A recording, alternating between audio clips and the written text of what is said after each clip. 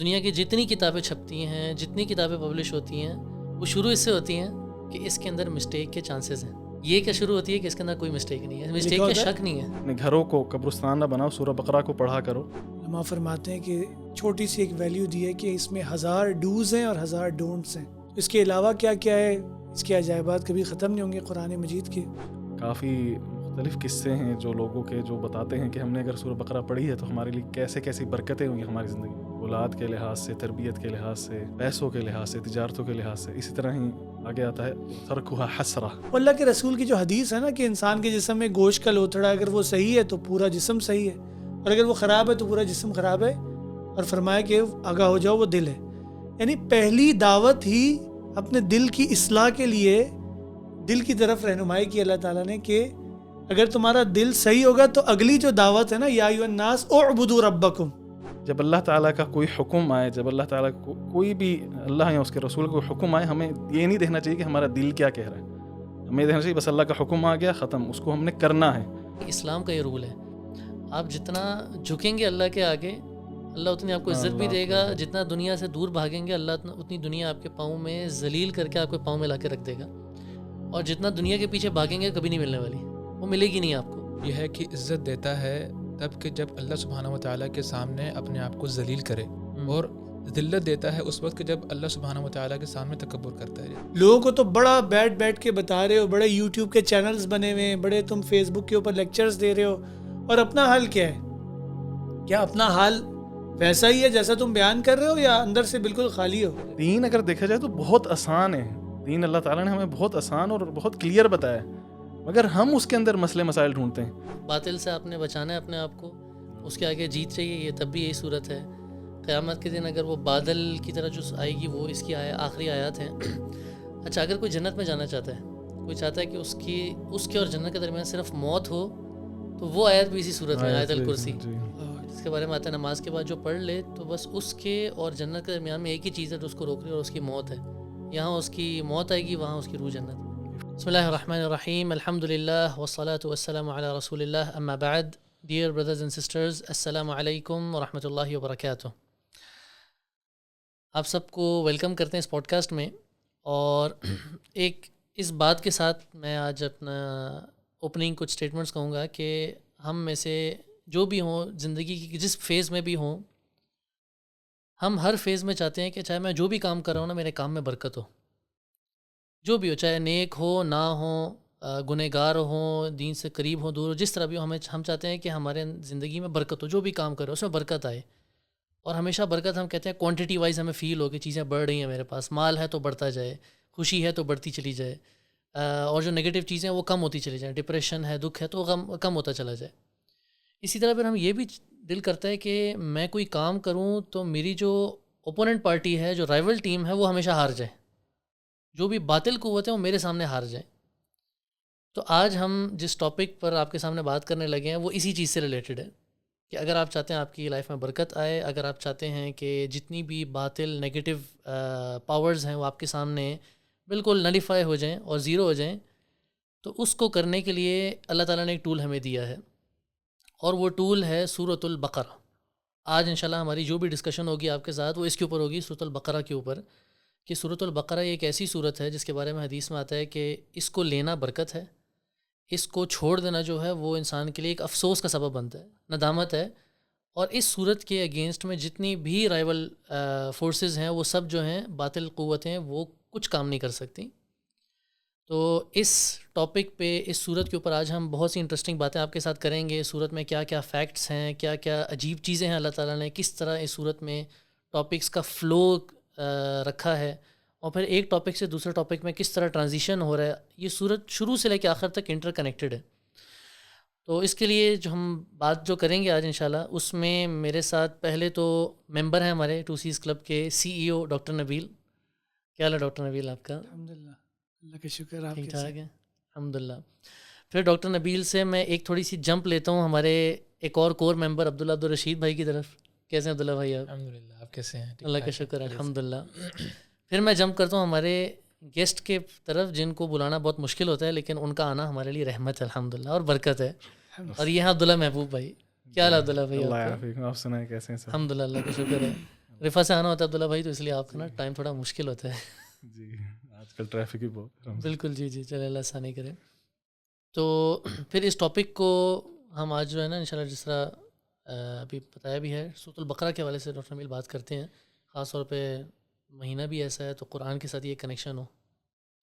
ماشاءاللہ، اللہ تعالیٰ آپ کو برکت دے. بہت اچھا، بلکہ کہا جائے تو سب سے زبردست ٹاپک قرآن مجید اللہ کا کلام ہے، اور اس میں آپ نے سورۃ البقرہ اس کو چوز کیا ہے ڈسکشن کے لیے. ویسے تو اس کے لیے زندگی لگ جائے گی تب تک اس کے حوالے سے جو ڈسکشن نہیں ہو سکتی، کہ علماء فرماتے ہیں کہ ایک چھوٹی سی ایک ویلیو دی ہے کہ اس میں 1000 ڈوز ہیں اور 1000 ڈونٹس ہیں. اس کے علاوہ کیا کیا ہے، اس کے عجائبات کبھی ختم نہیں ہوں گے قرآن مجید کے. سورۃ البقرہ، اس کی فضیلت آپ نے کچھ نہ کچھ بتائی ہے اپنے انداز سے. ہم عبداللہ بھائی سے سننا چاہیں گے کچھ فضیلتیں آپ بتائیں. جی جس طرح تو ایک حدیث اس طرح ابراہیم بھائی نے بتائی ہے کہ نبی صلی اللہ علیہ وسلم فرماتے ہیں اخذوها برکہ، کہ اس کو پڑھنا، اس کو لینا، اس کو پڑھنا سورۃ بقرہ کو برکت ہے. ہر چیز میں برکت ہے، ہر چیز کے لحاظ سے برکت ہے.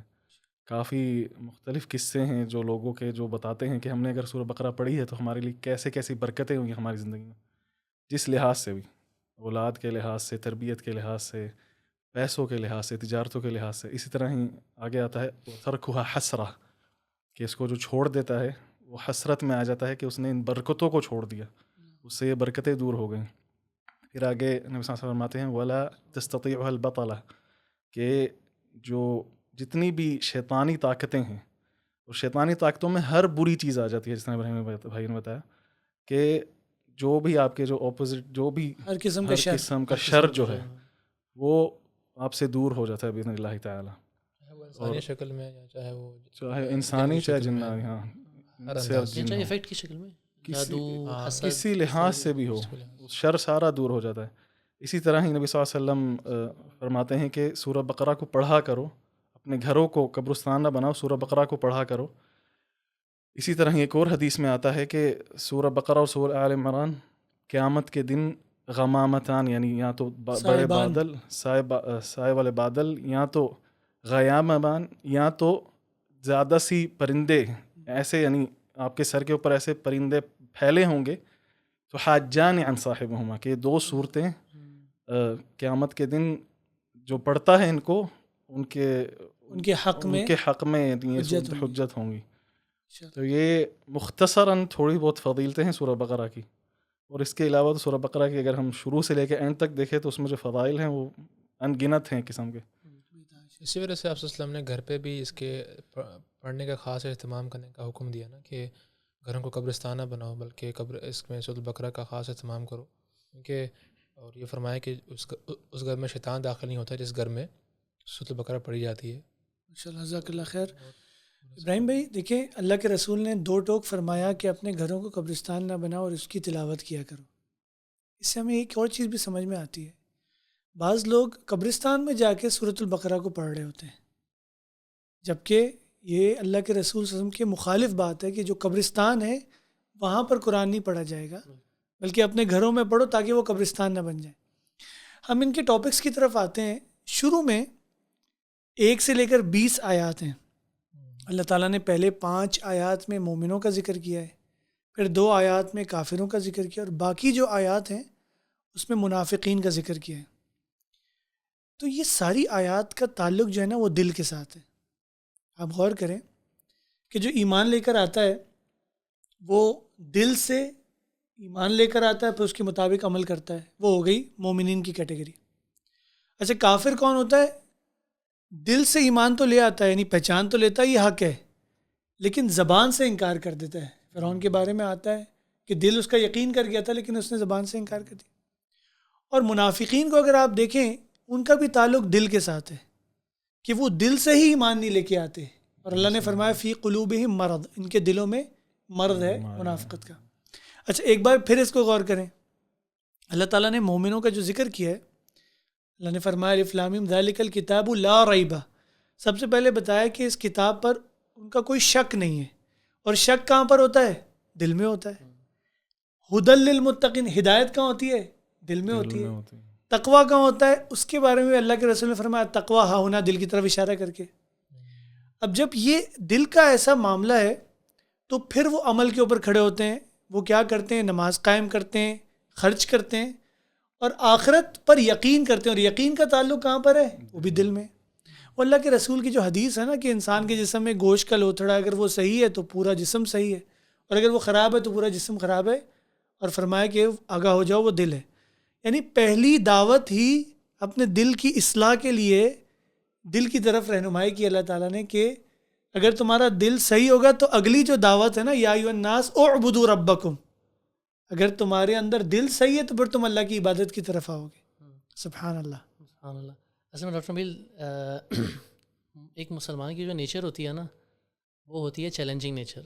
یہ ایک مسلم کی بائی ڈیفالٹ ایک نیچر ہوتی ہے. وہ ہمیشہ باطل کے سامنے چیلنج کے طور پہ کھڑا ہوتا ہے کہ میں ہوں جو اس کا مقابلہ کر سکتا ہوں کیونکہ میرے پاس اللہ تعالیٰ کی مدد ہے. یہ جو چیلنجنگ نیچر ہے نا یہ اصل میں قرآن کے شروع سے ہمیں ملی. قرآن کیا کہتا ہے؟ لا ریب فیہ ذالک الکتاب لا ریب فیہ، اس میں کوئی شک نہیں ہے. اب بندے کے دل میں جب شک ہوتا ہے نا تو اپنے پوائنٹ پہ اپنے سٹانس پہ اسٹرانگلی کھڑا بھی نہیں ہو سکتا. لیکن جب شک نہیں ہوگا، اس کو کلیئر پتہ ہوگا کہ یہی چیز سچ ہے، تو جب وہ سٹینڈ بھی لے گا اس کے لیے اس کو یقین ہوگا. یعنی اندر سے کہیں نہ کہیں شک نہیں ہوگا کہ میں جس چیز کے لیے سٹینڈ لے رہا ہوں یہ کہیں ایسا نہ ہو بعد میں کوئی چیز غلط نکل آئے یا میں غلط چیز کا سٹینڈ لے رہا تھا. لیکن جب وہ اس کو پتہ ہوتا ہے کہ یہ چیز ٹھیک ہے، کوئی شک نہیں ہے اس میں، تو پھر وہ کافروں کے سامنے چیلنج کے طور پہ بھی کھڑا ہوتا ہے. یہ قرآن شروع سے اس لیے کہتے ہیں نا جو دل میں آپ نے کہا نا کہ اترنا ضروری ہے، تو جب دل میں اترتا ہے تو سب سے پہلے ہی پڑھنے والے کو ایک یقین آ جاتا ہے کہ جو میں پڑھنے لگا ہوں اس میں اب کوئی شک نہیں ہونے والا. اس کے اگینسٹ جتنی چیزیں اس کے خلاف میں نے کھڑے ہونا ہے، اس کے خلاف میں نے مقابلہ کرنا ہے. بلکہ یہ جو قرآن ہے یہ سبحان اللہ ایک ایسی کتاب، اللہ کا ایسا کلام ہے کہ شروع اس چیز سے ہوتی ہے کہ لا ریب فیہ، اس میں کوئی شک نہیں ہے. دنیا کی جتنی کتابیں چھپتی ہیں، جتنی کتابیں پبلش ہوتی ہیں، وہ شروع اس سے ہوتی ہیں کہ اس کے اندر مسٹیک کے چانسز ہیں. یہ کیا شروع ہوتی ہے کہ اس کے اندر کوئی مسٹیک نہیں ہے، مسٹیک کا شک نہیں ہے. ریوائزڈ ایڈیشن، ہاں یہ بھی لکھا ہوتا ہے. بلکہ ای میل بھی دی گئی ہوتی ہے کہ اگر کوئی غلطی آپ دیکھیں تو پوائنٹ آؤٹ کریں، ہم اس کے اگلے ایڈیشن میں اس کو کریکٹ کر لیں گے. تو یہ قرآن کا اونلی ایڈیشن ہے، نہ اس میں کوئی ریویژن ہے نہ اس کے کوئی دوسرے ایڈیشنز ہیں. یہی ہے لا ریب فیہ. ٹھیک ہے. اچھا پھر ہر بک جو ہے نا وہ بتاتی ہے کہ میرا فوکل پوائنٹ کون ہے، میں کس کو ایڈریس کر رہی ہوں. قرآن نے بھی کہا ھدی للمتقین. یہ کتاب جو ہے سب کے لیے، ھدی للناس ہے سب کے لیے، لیکن جو اسے ہدایت لیں گے وہ خاص قسم کے لوگ ہیں جن کے دلوں میں تقویٰ ہوگا. یعنی کہ بارش ہو رہی ہے، اب بارش سے فائدہ وہی اٹھا سکتا ہے جو اپنا برتن سیدھا کر کے رکھے. بارش تو سب کے لیے، لیکن جو سیدھا رکھے گا وہی اس سے فائدہ اٹھائے گا. جس نے اپنے برتن کو الٹا کر دیا ہے تو وہ فائدہ نہیں اٹھا سکے گا. برتن کو سیدھا کرنا ہی دل کو سیدھا کرنا ہے، اور دل کو سیدھا کرنا ہی تقویٰ پیدا کرنا ہے. اسی طرح ہی اگر اب آگے چلتے ہیں مواضیع کے لحاظ سے، شروع میں آپ نے اس طرح بتایا کہ مومنوں کا اللہ تعالیٰ نے ذکر کیا، پھر کافروں کا، پھر منافقوں کا، پھر آگے اللہ تعالیٰ بیان کرتے ہیں آدم علیہ السلام کا قصہ کہ کس طرح اللہ تعالیٰ نے سب سے پہلے تو ان کی خلقت کی، ان کو تخلیق کیسے کیا، ان کو پیدا کیسے کیا، ان کو بنایا کیسے. پھر اس کے بعد اللہ تعالیٰ نے فرشتوں کو حکم دیا کہ ان کے لیے سجدہ کرو. یہاں پہ اب اصل مومن کا کیا ہونا چاہیے کہ جب جیسے ہی اللہ کا کوئی حکم آئے تو وہ اللہ تعالیٰ کے حکم کو سمعنا و اطعنا کر دے. ایسے نہیں کہ جہاں پہ آگے سے ابلیس کا تکبر جو جس انسان کے اندر آ جاتا ہے، جس چیز کے اندر آ جاتا ہے، تو ابلیس کے اندر ایک تکبر آ گیا، گھمنڈ آ گیا کہ کس طرح میں اس مٹی کے بنی ہوئی چیز کے لیے سجدہ کروں. تو اگر دیکھا جائے تو ہر چیز کا اگر ہم دیکھیں نا، ہر دین کی کسی بھی پہلو میں دیکھیں، خرابی کہاں شروع ہوتی ہے؟ یہ دل کے گھمنڈ سے. اس طرح آپ نے بتایا دکتور کہ اللہ تعالیٰ نے دل کی بات ہی شروع کی کہ دل کی صفائی ہے، دل صاف ہونا چاہیے، متقی پرہیزگار ہونا چاہیے. تو دل کے اندر جب گھمنڈ آ جاتا ہے، تکبر آ جاتا ہے کہ نہیں میں اس چیز سے بہتر ہوں، نہیں یہ چیز ایسے نہیں ہونی چاہیے. جب اللہ تعالیٰ کا کوئی حکم آئے، جب اللہ تعالیٰ کو کوئی بھی اللہ یا اس کے رسول کو حکم آئے، ہمیں یہ نہیں دیکھنا چاہیے کہ ہمارا دل کیا کہہ رہا ہے. ہمیں دیکھنا چاہیے بس اللہ کا حکم آ گیا، ختم، اس کو ہم نے کرنا ہے.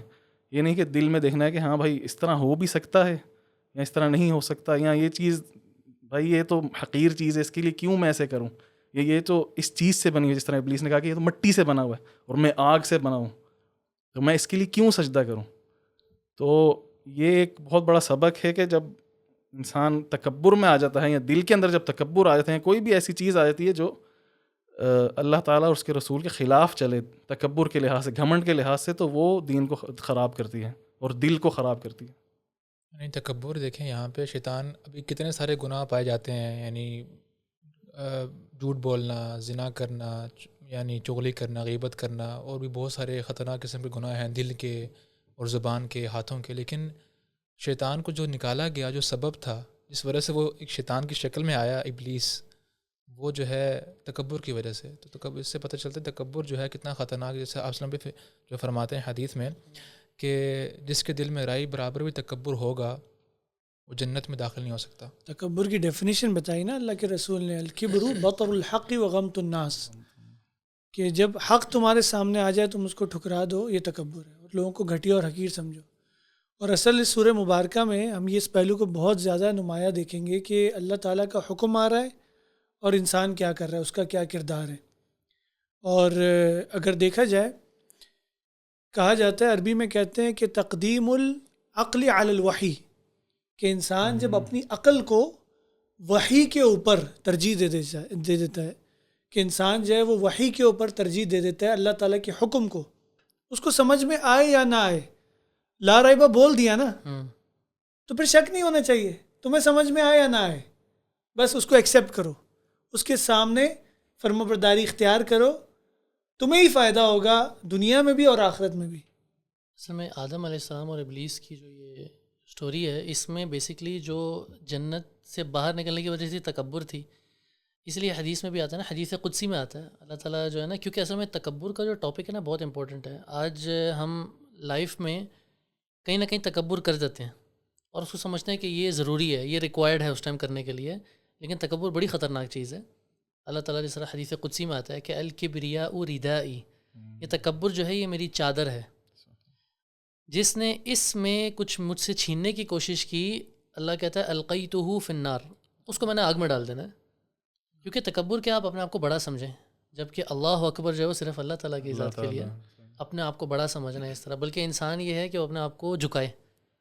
آدم علیہ السلام میں اور ابلیس میں یہی فرق تھا. ابلیس نے اللہ تعالیٰ کی نافرمانی کی تھی, نافرمانی آدم علیہ السلام نے بھی کی تھی, ان سے بھی ہو گئی تھی, لیکن فرق کیا تھا کہ آدم علیہ السلام نے فوراً توبہ کر لی, جھک گئے اللہ کے سامنے, مان گئے اپنی غلطی کو, لیکن ابلیس نے تکبر کر دیا, اکڑ گیا وہ. اور پھر وہ جس طرح آپ نے کہا عقل کو آگے لے آیا کہ جی میں تو آگ سے بنوں, آگ اوپر جاتی ہے, مٹی کو چھوڑو تو نیچے گرتی ہے. ایکسپلینیشنز دینا, ایکسپلینیشنز.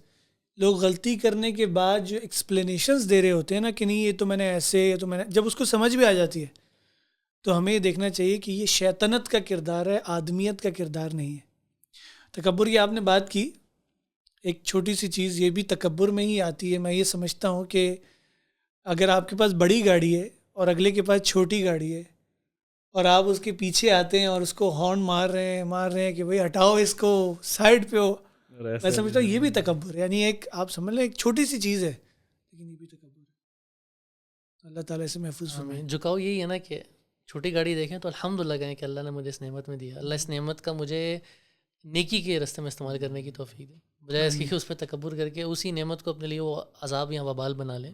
دیکھیں اللہ تعالیٰ کا جو ایک قانون ہے کسی کو عزت دینے کا اور ذلت دینے کا, یہ ہے کہ عزت دیتا ہے تب کہ جب اللہ سبحانہ و تعالیٰ کے سامنے اپنے آپ کو ذلیل کرے, اور ذلت دیتا ہے اس وقت کہ جب اللہ سبحانہ و تعالیٰ کے سامنے تکبر کرتا ہے. دیکھیں ایک مثال اس طرح سے ہے کہ جیسے شیطان نے کہا کہ انا خیر منہ خلقتنی من نار وخلقتہ من طین, میں تو اس سے بہتر ہوں, مجھے تو یہ تو ایک حکمت کا تقاضا ہے ہی نہیں کہ میں اس کو سجدہ کروں, اس کا حق بنتا ہے مجھے سجدہ کرنے کا, یہ تو مٹی سے بنا ہے. اللہ نے فرمایا کہ انک من الصاغرین, یہاں سے دفع ہو جا, تو ہے ہی صاغرین میں سے, مطلب چھوٹوں میں سے, تو بہت نکما اور چھوٹا ہو گیا اس بات سے.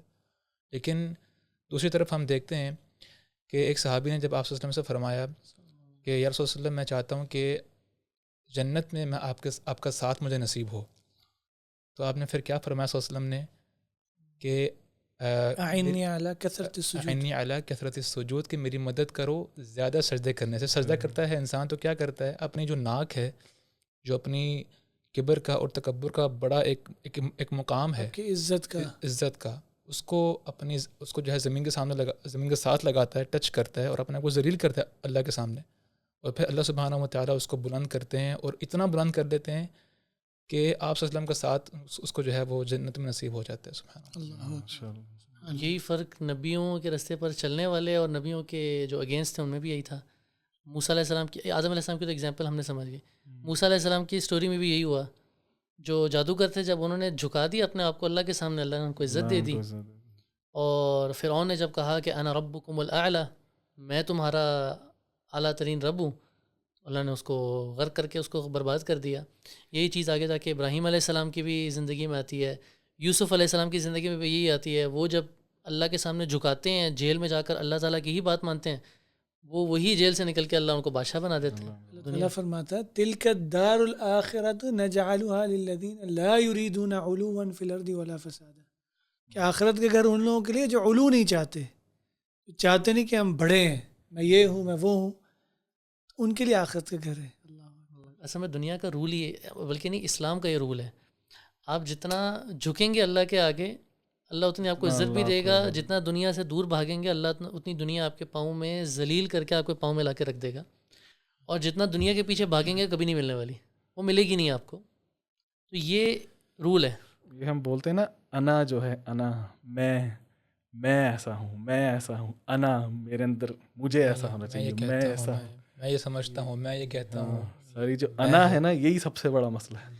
یہ قرآن مجید میں یہ تینوں لفظ اس طرح سے استعمال ہوئے نا، انا ربکم الاعلی، انا خیر من، الیس لی ملک مصر، اور ہاں، اور اسی طرح سے قارون نے کیا کہا تھا، من علم عندی، یعنی یہ سارے الفاظ جو میں، میری، مجھے، یہ سارے جو ہیں جتنی میں اس کو ختم کرنا میں جی سبحان اللہ. واقعی. اور نبیوں کا آپ دیکھیں وہ کہتے ہیں ان اجریہ الا علی اللہ، کہ یہ جو بھی ہے اللہ تعالیٰ کے اس سے اجر ملے گا. بلکہ میں ایک جگہ پڑھ رہا تھا، وہ کہتے ہیں کہ جو قربانی آتی ہے نا، اس میں یہ ہوتا ہے کہ جو آپ اپنی میں ہے نا اس کو ذبح کرتے ہیں. تو یہ تکبر کا بڑا امپورٹنٹ ٹاپک. سورہ بقرہ کے اندر جو ہے نا اللہ تعالیٰ نے بنی اسرائیل کا سب سے زیادہ ذکر کیا ہے، بلکہ اکثر جو ہے بنی اسرائیل کا ہے. سورہ فاتحہ میں ہم دعا کرتے ہیں اللہ میں صراط مستقیم پر چلا اور ہمیں ان کے رستے سے بچا جو مغضوب علیہم ہیں، یعنی یہود جو بنی اسرائیل ہیں، اور جو نصارہ ہیں ضالین جو گمراہ ہوئے. تو اب اس کے بعد وہ ہدایت یہاں پہ اللہ تعالیٰ فرماتا ہے کہ ہدی للمتقین، ہدی للناس، اور پھر یہاں پر وہ ہدایت دی جا رہی ہے، بلکہ اللہ کے رسول کا فرمان ہے کہ تم لازماً ان کی پیروی کرو گے جو تم سے پہلے گزرے ہیں. صحابہ نے پوچھا یہود اور نصارہ، تو فرمایا اور کون؟ اب یہاں پہ یہود کے کردار کو دیکھنے کی ضرورت ہے. اور قرآن مجید کے حوالے سے علماء جو ہے وہ اس کی تفسیر کا ایک قاعدہ بیان کرتے ہیں، العبرۃ بعموم اللفظ لا بخصوص السبب، یعنی کہ اب آپ وہ دیکھیں کہ جو ان کے لیے آ رہا ہے کہیں وہ بیماری آپ کے اندر تو نہیں ہے. آپ اس کو ایک عام اعتبار سے دیکھیں کہ وہ جو کام کرتے تھے، اور ان کو اللہ تعالیٰ نے پہلے تو فرمایا انی فضلتکم علی العالمین، کہ ہم نے جو ہے تمہیں جہانوں میں فضیلت دی، ایک مرتبہ اور مقام دیا، بلکہ کہا جاتا ہے کہ بڑی لاڈلی وہ امت تھی. ان کو بار بار انبیاء آ رہے ہیں، بار بار ان کو نعمتیں مل رہی ہیں، من و سلوہ ان کے لیے ہے، نہریں ان کے لیے ہیں، ہر چیز ان کے لیے آتی رہی. انہوں نے کیا کیا؟ تو وہ ہمیں دیکھنے کی ضرورت ہے کہ وہ ہم تو نہیں کر رہے. بنی اسرائیل اصل میں اللہ تعالیٰ نے ان کی سورہ بقرہ میں جو پہلی سٹوری ہے وہ ہے ہی انہی سے شروع کرتا ہے. حالانکہ آگے جا کے آپ دیکھیں گے اور بھی کچھ ہیں واقعات، لیکن جو پہلی سٹوری سورہ البقرہ میں آتی ہے وہ بنی اسرائیل کی آتی ہے. اور اسی چیز سے کہ ان پر اللہ تعالیٰ نے نعمتیں بہت زیادہ کی تھیں، ان پر کھانے پینے کی نعمتیں کی. اچھا، ان پر یہ ہے کہ ان سے کبھی غلطی ہو جاتی تو اللہ ان کو بہانے دیتا تاکہ وہ کر کے اپنی غلطی کا کفارہ ادا کر دیں. اسی طرح ان پر ہر لحاظ سے. لیکن آپ دیکھیں گے ہر موقع پر بنی اسرائیل ایسی قوم ہے کہ انہوں نے اپنے نبیوں کا جو ہے وہ انکار کیا، اپنے نبیوں کی بات نہیں مانی، قتل بھی کیا، قتل تک کیا، شہید تک کیا اپنے نبیوں کو. آپ موسیٰ علیہ السلام کی مثال دیکھ لیں، موسیٰ علیہ السلام تھوڑا سا ان سے دور کیا ہوئے انہوں نے شرک کرنا شروع کر دیا. پھر آپ آگے عیسیٰ علیہ السلام کی دیکھیں، ان کی قوم نے ان کے ساتھ کیا کیا کہ انہی کو مارنے کے لیے تیار. تو کرتے کرتے آپ جتنا آگے دیکھیں گے بنی اسرائیل نے ہمیشہ اپنے نبی کے ساتھ ایسے ہی کیا. اللہ تعالیٰ جب یہ اسٹوری سناتا ہے یہ اس لیے نہیں کہ ہم بس اسٹوری سن کے اس کے مزے لینا ختم نہیں، تاکہ اس کو پھر کمپیریزن کریں اپنے ساتھ، اپنے آپ کو ان کے شوز میں ڈال کر دیکھیں کیا ہم وہ تو نہیں کر رہے کام. سب سے پہلے تو بنی اسرائیل کا جہاں واقعہ آتا ہے وہاں پہ اللہ تعالیٰ نے فرمایا کہ ایمان لاؤ اس پہ جو اللہ تعالیٰ نے نازل کیا ہے. ان کو بتا دیا کہ پروفٹ محمد صلی اللہ علیہ وسلم جو ہیں وہ آپ کی کتابوں میں لکھا ہوا ہے، وہ آئیں گے. اور ان کو بھی پتہ تھا، بلکہ اللہ کے رسول صلی اللہ علیہ وسلم جب مدینہ تشریف لاتے ہیں تو سب سے پہلے آپ کو دیکھ کر جنہوں نے پہچانا تھا وہ یہودی تھے.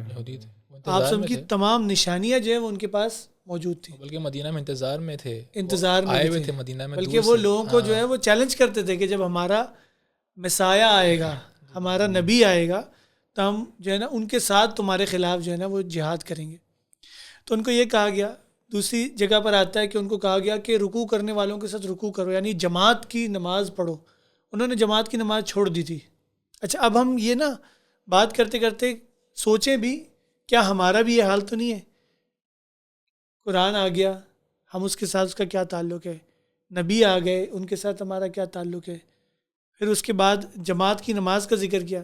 پھر ان کو کہا گیا اتأمرون الناس بالبر وتنسون انفسکم، کیا تم لوگوں کو تو نیکی کا حکم دیتے ہو اور اپنے آپ کو فراموش کر دیتے ہو؟ لوگوں کو تو بڑا بیٹھ کے بتا رہے ہو، بڑے یوٹیوب کے چینلز بنے ہوئے ہیں، بڑے تم فیس بک کے اوپر لیکچرز دے رہے ہو، اور اپنا حال کیا ہے؟ کیا اپنا حال ویسا ہی ہے جیسا تم بیان کر رہے ہو یا اندر سے بالکل خالی ہو؟ تو یہ بھی ایک بہت امپورٹنٹ چیز تھی جو بنی اسرائیل جو ہے وہ کر رہی تھی. اس کے آگے اگر دیکھیں تو اللہ تعالیٰ نے اگلی آیت میں وَاسْتَعِینُوا بِالصَّبْرِ وَالصَّلَاةِ کہ استعانہ کہاں سے لینی ہے؟ صبر اور صلاح سے. اپنی زندگی میں آگے اگر اپنے زندگی میں کامیابی اگر آپ کو چاہیے، سب کچھ چاہیے، تو آپ کو صبر سے کام لینا ہوگا اور نماز آپ کو پڑھنی ہوگی. اور آگے اللہ تعالیٰ نے کیا فرمایا ہے؟ اور نماز وَإِنَّهَا لَكَبِيرَةٌ کہ نماز بہت مشکل ہے، بہت سخت ہے. إِلَّا عَلَى الْخَاشِعِينَ اللہ ان لوگوں کے لیے جو خشوع کرتے ہیں، جو متقی. اچھا آپ اس کو غور کریں نا، خشوع کو اگر ہم ٹرانسلیٹ کر لیں ایک ایزی لفظ میں تو یہ فوکس، صحیح نا؟ کہ نماز مشکل ہے لیکن ان کے لیے ایزی ہے جو فوکس کرتے ہیں. اور ہماری نمازیں کیسے ہوتی ہیں؟ اللہ اکبر کیا اور بھائی پتہ نہیں دکان میں گھوم رہے ہیں، یونیورسٹیز میں گھوم رہے ہیں، کالجز میں گھوم رہے ہیں. فوکس نہیں ہوتا ہمارا. فوکس کب ہوگا؟ جب اس کے معنی ہمیں پتہ ہوں گے کہ میں کیا کہہ رہا ہوں. الحمدللہ رب العالمین. تو وہ الفاظ کے اوپر فوکس بھی ہوگا، اسی کو آپ خشوع کہہ رہے ہیں، آپ جھکیں گے بھی، آپ کو پتہ ہے کہ آپ کیا کہہ رہے ہیں کہ تمام تعریفیں شکر رب العالمین کے لیے. یعنی آپ ایک ایک نعمتوں کے اوپر غور کرنا شروع کریں گے کہ اللہ تعالیٰ نے آپ کو کیا نعمتیں دی ہیں، آپ اس کا شکر ادا کریں گے. یہ صرف ایک لفظ ہے. آپ پوری نماز کا ترجمہ اگر صحیح اعتبار سے سمجھ لیں اور پھر آپ نماز پڑھیں گے تو یقینی طور پہ آپ کا خشوع بھی بہتر ہوگا، آپ کا فوکس بھی بہتر ہوگا. اور یہ ہے وہ نماز جس کے ذریعے سے آپ مدد مانگ سکتے ہیں. وَاسْتَعِینُوا یعنی آپ مدد طلب کریں اللہ تعالیٰ سے. کہا جاتا ہے کہ اگر آپ کو نماز پڑھنے سے سکون نہیں آتا تو پھر آپ کو چاہیے کہ آپ سکون سے نماز پڑھیں. اور اس کے برعکس ایک انجینئر تھا، وہ کہہ رہا تھا کہ مجھے کافی مہینے ہو گئے تھے، میں نے ایک بلڈنگ کا اسٹرکچر بنا تھا، ڈیزائن بنا تھا، مجھے سمجھ نہیں آ رہی تھی کہ کیسے بناؤں.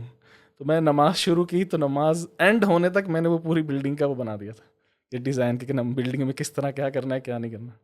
یہ ہماری نمازیں ہوتی ہیں. وہ ایک جاننے والا مجھے کہتے ہیں کبھی گھر میں کوئی چیز گھم جائے نا، نہ مل رہی ہو تو نماز شروع کر دیتا ہوں، پہلی اللہ اکبر میں یاد آ جاتا ہے کہاں پڑی تھی وہ چیز. اچھا اب ان کی جو ڈیمانڈس تھیں بنی اسرائیل کی، وہ ڈیمانڈس کرتے تھے کہ ہمیں من و سلوہ چاہیے، وہ ڈیمانڈس کرتے تھے. اچھا من و سلوہ آنے لگا، پھر وہ ان کی ڈیمانڈ چینج ہو گئی کہ بھائی ہمیں یہ نہیں چاہیے، ہمیں تو بھائی سلاد چاہیے اور دالیں چاہیے اور اس طرح کی چیزیں چاہیے. یعنی کہ ان کی جو ناشکری تھی نا وہ بہت زیادہ تھی. اور اگر دیکھا جائے تو ہماری بھی ناشکری بہت زیادہ ہے. جب ہماری نماز کے اوپر ہی فوکس نہیں ہے تو پھر اللہ کی نعمتوں کا نہیں پتہ چلے گا تو ناشکری ہوگی. ابھی ناشکری ایک اور کوالٹی ہے جو بڑی کرٹیکل ہے. آپ دیکھیں انہوں نے اتنے ڈیمانڈنگ لوگ تھے وہ لوگ کہ حتیٰ کہ موسیٰ علیہ السلام جب آیا ان کے پاس تو کہتے ہیں کہ ہم آپ پر ایمان نہیں لائیں گے حتیٰ نر اللہ جہرہ، جب تک اللہ کو نہ دیکھ لیں. تو اتنے ڈیمانڈنگ ہو چکے تھے وہ لوگ کہ نہیں بس ماننی نہیں ہے بات، جو اللہ کی طرف سے آرڈر آ رہا ہے نہیں اس کے بدلے کچھ نہ کچھ بول دینا ہے. اچھا ان سے غلطی ہوئی، اللہ نے ان کو کہا کہ پھر گائے کو ذبح کرو، اس میں بھی پھر ڈیمانڈ نہیں کیسی ہو کیسی، اور یہ مطلب بس کام نہیں کرنا جو اللہ نے آرڈر دیا ہے.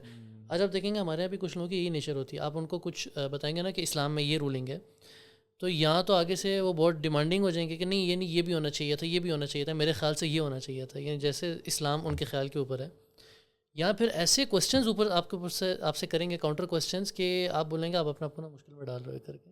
یعنی ضرورت نہیں ہے. حدیث بھی ہے نا، نبی صلی اللہ علیہ وسلم فرماتے ہیں کہ بنی اسرائیل کو ہلاک اس لیے اس چیز کی کیا گیا تھا کہ وہ لوگ زیادہ سوال کرتے تھے، کثرت سوال اور اپنے انبیاء سے اختلاف کی بنیاد پر اختلاف کرتے تھے. جی سوال کر لینا چاہیے، سوال میں مسئلہ نہیں ہے، لیکن ایک ہوتا ہے سوال. جس طرح اللہ تعالیٰ کو بولا بکرا گائے کو ذبح کرو، ختم، ذبح کرنا ہے، کوئی بھی گائے پکڑ کے ذبح کر لو. نہیں، کیسی گائے ہونی چاہیے، اس کا کلر کیا ہونا چاہیے، پھر دوبارہ کیسی گائے ہونی چاہیے، عمر کیا ہونی چاہیے، یعنی ہر چیز اس کے بارے میں. یعنی یہ ڈیٹیلز دیکھیں اس کا رزلٹ کیا ہوا کہ اس کو پھر وہ لوگ باؤنڈ ہو گئے نا ایک اسپیسیفک گائے کو ذبح کرنے. وہ بھی بڑی مشکلوں سے ملی. اگر وہ نہ ملے تو پھر وہ اللہ کی نافرمانی ہو رہی ہوگی کہ وہ مل نہیں رہی، اور اللہ کا حکم ہے تو کیسے ذبح کریں. تو اس وجہ سے پیچیدگیوں میں جانے کی ضرورت نہیں ہے. مطلب جتنا حکم آیا ہے اس کو اسی انداز سے قبول کریے، اس پہ عمل کیا جائے. دین اگر دیکھا جائے تو بہت آسان ہے. دین اللہ تعالیٰ نے ہمیں بہت آسان اور بہت کلیئر بتایا ہے، مگر ہم اس کے اندر مسئلے مسائل ڈھونڈتے ہیں کہ نماز کے اندر ایسا کیوں نہیں ہے، ایسے کیوں، ایسے 5 بار اٹھنا کیوں نماز کے لیے کیوں. یعنی ہر قسم کے ہم سوال پوچھتے ہیں دین کے اندر. جب ہم جس طرح اللہ تعالیٰ نے ہمیں دین بتایا، ہم اگر اس پہ چلیں نا تو کبھی کوئی نہ کوئی مسئلے ہوں گے، نہ ہی کوئی اس طرح کے استفسارات آئیں گے جو شیطان. اس لیے کہتے ہیں سورہ بقرہ زیادہ زیادہ پڑھنا چاہیے تاکہ شیطان آپ سے دور ہو. صحیح بات ہے. آپ کی کوالٹیز پہ ایسے وہ فوکس آپ کو آنکھیں کھول کے بتاتا ہے یہ چیزیں نہ کرو. اب یہ تکبر اور ڈیمانڈنگ نیچر یہ آپ دیکھیں گے پوری سورہ بقرہ میں آپ کو نظر آئے گی. پوری بقرہ میں آگے جا کے دیکھیں، ابھی تھوڑی سی اسی جو ہم جس ایریا پوائنٹ کی بات کر رہے ہیں اسی کا آپ تھوڑا آگے آیت دیکھیں گے. تکبر بھی تھے، ڈیمانڈنگ بھی تھے، اور اس کے بعد بھی تکبر کی ان کی لمٹ دیکھے کہتے ہیں کہ وقالوا لن تمسنا النار الا ایاما معدودۃ، کہ پہلی بات تو ہم اللہ کے بیٹے ہیں، پیارے ہیں، تو ہمیں پہلی بات آگ چھوئے گی نہیں، اگر چلے بھی گا تو تھوڑے دنوں کی بات ہوگی. یعنی آپ دیکھیں کہ یہ بھی آج ہمارے یہاں پایا جاتا ہے کہ اگر ان سے پوچھا جائے نا کہ بھائی کافر کہاں جائے گا، بولتے ہیں جہنم میں. ہندو کہاں جائے گا، جہنم میں. فلانا جہنم. اچھا آپ کہاں جائیں گے؟ کہتے ہیں ہم تو جنت میں جائیں گے، ہم تو پکے جنتی ہیں، کنفرم جنتی ہیں. مسلمان کہاں جائیں گے؟ جنت میں جائیں گے، کلمہ پڑھ لیا ہم نے. اگر گئے بھی جہنم میں تو کچھ ٹائم کے لیے جائیں گے، جہنم سے نکل کے تو جنت میں جانا ہے. یعنی ایک سیم وہی انداز ہے، کچھ ٹائم کے لیے جا کے مزے کریں گے جہنم میں. نعوذ باللہ. آپ دیکھیں کہ ہماری جو اسکن ہے وہ اس دنیا کی آگ کے لیے اتنی مشکل ہے اس کو جھیلنا، اور وہ آگ جو جہنم کی جل کر اس کے رنگ بدل چکے ہیں، وہ مطلب اس کے رنگ بھی تبدیل ہو گئے ہیں اس وجہ سے کہ وہ کئی سالوں سے جل رہی ہے، کئی سالوں سے وہ آگ لگی ہوئی ہے، اور اس کو ہم لوگ یعنی تیار ہیں اس کو بھگتنے کے لیے. اعوذ باللہ من ذالک. اچھا، یہ جب ان کا تکبر یا ڈیمانڈنگ ہوتی تھی نا نیچر، جب اس کا اظہار کرتے تھے خاص طور پہ اس پوائنٹ پہ جب کہتے ہیں نا کہ اللہ اگر آگ چھوئے گی بھی تو تھوڑے دنوں کے لیے، تو اللہ نے نا ان کو ایک پھر چیلنج دیا، فتمنوا الموت، ذرا موت کی تمنا تو کرو. لیکن اللہ خود کہتا ہے ولن یتمنوہ ابدا، یہ کبھی نہیں تمنا کریں گے موت کی. ان کو پتہ ہے کہ موت کے بعد اینڈ ہو جانا ہے. خاص طور پہ بنی اسرائیل جو ہیں، اور ان میں بھی خاص طور پہ جو جیوز ہیں، ان کو تو اسکرپچرز کا اور ان چیزوں کا بہت اچھا علم تھا. یعنی بہت زیادہ کلیئر پتہ تھا کہ کون سی چیز سچ ہے، کون سی غلط ہے، لیکن اس کے باوجود تکبر. بلکہ آج بھی ایسے ربائے موجود ہیں کہ وہ کہتے ہیں، بلکہ ایک ربائے ہے غالباً اس کا نام میں بھول رہا ہوں، تو وہ ٹویٹر کے اوپر جو ہے نا وہ باقاعدہ وہ خود عربی میں حدیثیں پڑھ رہا ہے بندہ، اور اللہ کے رسول صلی اللہ علیہ وسلم کے حوالے سے بتاتا بھی رہتا ہے کہ یہ اللہ کے رسول کی باتیں سچی ہیں، یہ چیزیں سچی ہیں. ہے وہ یہودی، یعنی ابھی بھی وہ مانا نہیں ہے، ایمان نہیں لے کے آیا. وہاں تک وہ پہنچے ہیں، وہ کہتے ہیں کہ نبی سچے ہیں لیکن ہمارے لیے نہیں. اللہ کہتے ہیں ہمارے لیے موسیٰ علیہ السلام کافی ہے. دیکھتے ہوئے اگر دیکھا جائے تو سب سے زیادہ قرآن پر اگر دیکھا جائے سرچ کتنی کرتے ہیں یہ یہودی اور یہ یورپین جتنی کنٹریز میں جو بڑے بڑے عالم کے بیٹھے ہیں، یہ سب سے زیادہ تو ان چیزوں کو قرآن پہ ہی سرچ کرتے ہیں. کوئی بھی ان کو کوئی مسئلہ نکالنا ہو تو قرآن سے پہلے نکل ڈھونڈتے ہیں. اور دیکھیں نا سورہ بقرہ کے اندر انہوں نے اسی چیز کے اوپر جو ہے نا جبرائیل علیہ السلام کو اپنا دشمن قرار دیا کہ انہوں نے وحی جا کے وہاں پر کیوں کی، یعنی کہ بنی اسماعیل میں کیوں وحی کی، بنی اسرائیل میں وحی کرنی تھی. اسی لیے اللہ تعالیٰ نے پھر کیا فرمایا کہ من کان عدوا لجبریل، عدو للہ و ملائکتہ، یعنی جو جبریل کا دشمن ہے وہ اللہ کا دشمن ہے اور تمام فرشتوں کا دشمن ہے. یعنی اللہ تعالیٰ نے یہاں پر یہ بتا دیا جو اللہ کے ایک حکم کا دشمن ہے وہ سب کا دشمن ہے. ان اللہ عدو للکافرین، اللہ تعالیٰ ان کا بھی دشمن ہے. اور اللہ تعالیٰ ان کو دو ٹوک کافر قرار دیتا ہے، کافر قرار دیتا ہے جو اللہ تعالیٰ کی رسالت کا انکار کرتے ہیں. یہ بھی بہت ایک اہم نقطہ ہے. اچھا، اس کے بعد آتا ہے کہ جب سلیمان علیہ السلام کا جو قصہ ہے جنوں کے ساتھ، تو عام طور پہ سورہ بقرہ جو ہے وہ شیاطین کے لحاظ سے، جنوں کے لحاظ سے یہ کافیہ ہے، سچ میں یہ ان چیزوں سے بچاتی ہے. ولا تستطيعوا البطل، اس طرح حدیث میں آتا ہے کہ شیطان اور جتنی بھی باطل چیزیں ہیں وہ سورہ بقرہ پہ حاوی نہیں ہو سکتی. تو سورہ بقرہ بار بار پڑھنی چاہیے. کوشش کریں کہ دن میں اگر ہر دن پڑھ سکیں تو اچھی بات ہے، اگر ہر دن نہیں تو ہر 3 دن میں، یا کوشش کریں پڑھتے رہیں. اور کچھ کا میں سن بھی رہا تھا کہ کہتے ہیں کہ بار بار سورہ بقرہ پڑھنا بدعت ہے. کیوں بار بار سیم صورت پڑھ رہے ہو؟ کیوں دوسری صورتیں نہیں پڑھ رہے؟ پورا قرآن تو برکت ہے، سورہ بقرہ کو خاص طور پر پڑھ رہے ہو. کیونکہ نبی صلی اللہ علیہ وسلم نے اس کے بارے میں حدیثیں بیان کی ہیں کہ سورہ بقرہ ایسی ہے کہ جو شیطان سے محفوظ کرتی ہے، اور اگر شیطان آپ کی زندگی میں نہیں ہوگا تو آپ کی زندگی ہر لحاظ سے ٹھیک ہوگی. تو یہ سورہ بقرہ کافی لوگوں کو ماشاء اللہ اللہ تعالیٰ نے پھر برکت بھی ڈالی ہے زندگی میں، ان کے لیے ہر لحاظ سے برکت ڈالی ہے. تو یہ ایک قسم کی ایک پوائنٹ تحدید نہیں کرنا چاہیے. بعض لوگ کہتے ہیں جی 40 دن سورہ بقرہ پڑھیں، یہ تحدید کرنا ہے. یہ تحدید نہیں کرنی چاہیے، لمٹ نہیں کرنا چاہیے، بلکہ آپ اس کو جتنے آپ کی استطاعت ہے پڑھیں، جتنی پڑھ سکتے ہیں تو یہ اس طرح سے پڑھنی چاہیے. اور آپ نے جادو کا ذکر کیا تو اللہ تعالیٰ نے سورہ بقرہ کے اندر ہی سلیمان علیہ السلام کا ذکر کیا ہے. اور آج ہم دیکھتے ہیں نا کہ ہر جادوگر یا اس طرح کے شیاطین کے ساتھ عمل کرنے والا سلیمان علیہ السلام کی طرف چیزوں کو منسوب کرتا ہے. جی، کوئی آپ کو کہے گا جی میرے پاس سلیمانی انگوٹھی ہے، کوئی کہے گا سلیمانی ٹوپی ہے، کوئی کہے گا نقش سلیمانی ہے. آپ دیکھیں سبحان اللہ، سلیمانی چائے تو نہیں، سلیمانی چائے کا تو پتہ نہیں، لیکن بات یہ کہ جبکہ اللہ تعالیٰ نے اس کو 2 ٹوک رد کیا. وما کفر سلیمان ولکن الشیاطین کفروا یعلمون الناس السحر. اللہ تعالیٰ نے بتایا کہ سلیمان علیہ السلام نے کفر نہیں کیا، نہ جادو کیا ہے، بلکہ شیاطین ہے جو یہ جادو کرتے ہیں. اب یہاں پر یہودیوں کا ایک کانسیپٹ یہ تھا کہ جتنے بھی انبیاء گزرے ہیں آپ دیکھیں اس میں ایک یونیکنیس جو ہے نا وہ سلیمان علیہ السلام میں پائی جاتی ہے کہ اللہ تعالیٰ نے ان کو نبی بھی بنایا اور بادشاہت بھی دی، اور بادشاہت بھی ایسی دی کہ وہ چرند اور پرند اور انسانوں اور جنات سب کی بولیاں ان کو آتی تھی اور ان کے اوپر ان کو رول کروایا. تو اب یہودیوں کو ایک مسکنسیپشن لاحق ہوئی، بلکہ ایک انہوں نے ایک پروپیگنڈا کیا ان کے خلاف. انہوں نے کہا کہ یہ جو رول کرتے ہیں، جو انہوں نے کنگڈم بنا رکھا ہے، یہ صرف جادو کے زور پر ہے، اور اس جادو کے زور پر ان کے پاس بکس ہیں یا جو بھی ہے، اور پھر ان کے انتقال کے بعد بھی ان کے تخت کے نیچے سے جو ہے ان کتابوں کو نکالا. اصل میں تھا یہ کہ سلیمان علیہ السلام نے بڑا سختی سے جو ہے نا اس کا رد کیا، اور جو اس طرح کے لٹریچر یا جو بھی چیزیں تھیں ان سب کو جو ہے وہ دفنا دیا تھا. تو انہوں نے وہ نکال کر جو ہے نا یہ پروپیگنڈا کریٹ کیا کہ جی یہ دیکھو یہ جادوئی کتابیں، اس کے ذریعے سے وہ جادو کرتے تھے، اور آج وہ ان کی طرف منسوب کیا جاتا ہے. یعنی آپ سمجھیں کہ جو کوئی یہ بات کہہ رہا ہے کہ میرے پاس سلیمانی انگوٹھی ہے یا سلیمانی یہ فلانا ہے، تو پھر وہ ایک قسم کا کفر کر رہا ہے. کفر کس اعتبار سے؟ وہ اللہ تعالیٰ کی آیات کا انکار کر رہا ہے، قرآن کی آیات کا انکار کر رہا ہے جس میں اللہ تعالیٰ فرما رہا ہے کہ سلیمان علیہ السلام ایسے نہیں تھے. یہ یہاں تک جتنا ہم نے بتایا سب بنی اسرائیل کی سٹوریز، موسیٰ علیہ السلام کے ساتھ سلیمان علیہ السلام، جتنا وہ ان لوگوں نے اس طرح کیا. آپ دیکھیں گے اللہ تعالیٰ نے یہ جو پہلے جو سٹوری تھی وہ آدم علیہ السلام کی بھی بیان کی، اس کے بعد بنی اسرائیل کے جب کیا اللہ نے شروع بھی اس سے کیا کہ اے بنی اسرائیل تم ان نعمت کو یاد کرو. اب یہاں پر نا ان کی اینڈ ہوتی ہے، یعنی ایک طرح سے کنٹینیوشن میں جو اینڈنگ آتی ہے، یہاں بھی اللہ پھر سے ان کو کہتا ہے یاد کرو جو نعمتیں میں تم پر دے رہا ہوں، تمہیں زمین والوں پر عالمین پر جو ہے فضیلت دی ہے. اسی کے ساتھ اللہ تعالیٰ نے ایک تیسری کوالٹی والی پرسنالٹی ہے ان کے بارے میں بات کرتے ہیں، اور وہ ہیں ابراہیم علیہ السلام.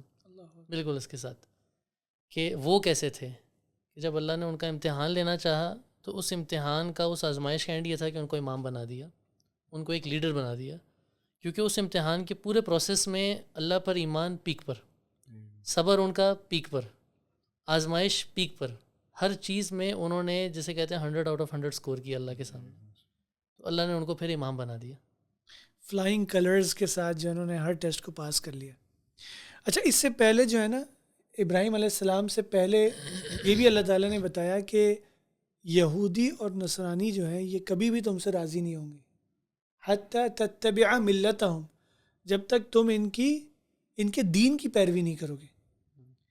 اس سے ہمیں یہ پتہ چلتا ہے کہ یہ کتنا انورسلی پروپورشنل ہے کہ جتنا تم ان کے دین کی پیروی کرو گے اتنا تم ان کی ملت میں شامل ہوگے، اور جتنا تم اپنے دین پر چلو گے اتنا وہ تم سے دور ہوں گے. تو یہاں پر یہ بتانے کے بعد اللہ تعالیٰ نے اس ہستی کو لے کر آیا ابراہیم علیہ السلام جو سب میں کامن ہے. یعنی یہ بھی ایک دعوت کا ایک وہ سینٹر ہے کہ تم لوگ ایک موسیٰ علیہ السلام تک رکا ہوا ہے، ایک عیسیٰ علیہ السلام تک رکا ہوا ہے، چلو آؤ ان کے 4 فادرز ابراہیم علیہ السلام کی طرف چلتے. وہ کون تھے؟ ان کے بارے میں بتایا کہ وہ مسلمان تھے، سر تسلیم خم کرنے والے تھے، اور ان کا جو کیریکٹر ہے وہ 3 کیریکٹرز جو ہیں عبداللہ بھائی، ایک آدم علیہ السلام کا کیریکٹر ہے، جی جی، ایک موسیٰ علیہ السلام کا کیریکٹر ہے، اور ایک بلکہ بنی اسرائیل کا کیریکٹر ہے، اسرائیل کا، جی، اور ایک ابراہیم علیہ السلام کا. جی. اللہ تعالیٰ نے دراصل ہم دیکھیں نا سورہ بقرہ کو، ہم اللہ تعالیٰ نے یعنی کس طرح ڈیوائیڈ کیا ہے، اس میں دو حصوں میں ڈیوائیڈ ہے سورہ بقرہ. آدھا حصہ جو ہے اس میں شروع میں آدم علیہ السلام کا قصہ آتا ہے، جنہوں نے سمعنا وعصینا، پھر یعنی عصی بھی کی، یعنی اللہ تعالیٰ کی نافرمانی بھی کی آدم علیہ السلام نے، مگر پھر توبہ بھی کی. یعنی اللہ تعالیٰ کی بات سنی، پھر نافرمانی کی، پھر توبہ کی. یہ ایک کیٹیگری آ گئی، ایک خلیفہ آ گیا. یعنی دوسرے کے کون تھے؟ موسیٰ علیہ السلام، جن کی قوم تھی بنی اسرائیل، جنہوں نے سمعنا وعصینا ڈائریکٹ، کوئی اطعنا نہیں تھا اس میں. تیسرے کون تھے؟ یعنی کہ سنا اور نافرمانی کر دی. تیسرے کون تھے؟ جو یعنی جن کی نافرمانی فل تھی، جو بنی اسرائیل تھے. تیسرے کون تھے؟ ابراہیم علیہ السلام، جن کی اطاعت فل تھی، جنہوں نے فل اطاعت کی.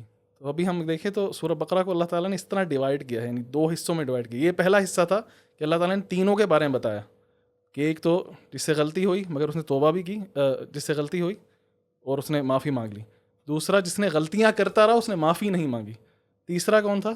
جو غلطیاں ہی نہیں ماشاءاللہ کرتے تھے، ابراہیم علیہ السلام، جنہوں نے کوئی غلطیاں ہی نہیں کی، جو ہر لحاظ سے ٹاپ پہ تھے، پیک پہ تھے. پھر اس کے بعد اللہ تعالیٰ آگے احکامات بیان کرتے ہیں. جی، یعنی ہمارے لیے اس میں یہ رہنمائی ہے کہ ہم کس کیٹیگری میں، کیا ہم غلطی کر کے توبہ کرنے والوں میں سے ہیں، یا ہم صرف غلطیاں کر رہے ہیں اور اپنے آپ کو بالکل ڈارک اور یعنی بالکل گناہوں کے اندر ڈبو دیا ہے ہم نے. اور تیسری کیٹیگری ہے یا تو بالکل ہی ہر اللہ تعالیٰ کی بات کو مان رہے ہیں. اسی لیے تو ابراہیم علیہ السلام کو خلیل اللہ کا لقب دیا گیا تھا. یعنی یہ عام لقب نہیں، اگر دیکھا جائے خلیل اللہ، کہ اللہ تعالیٰ کے خلیل. بالکل.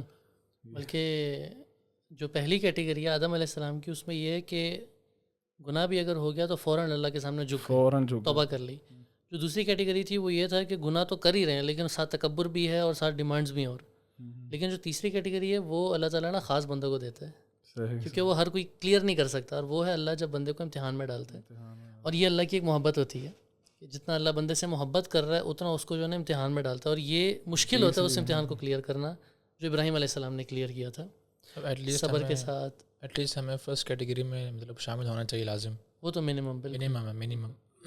اور وہ بھی فرماتا ہے نا اللہ تعالیٰ کہ اگر کوئی بندہ گناہ کرتا ہے پھر توبہ کرتا ہے، گناہ کرتا ہے توبہ کرتا ہے، اور پھر توبہ کر کے یعنی کہ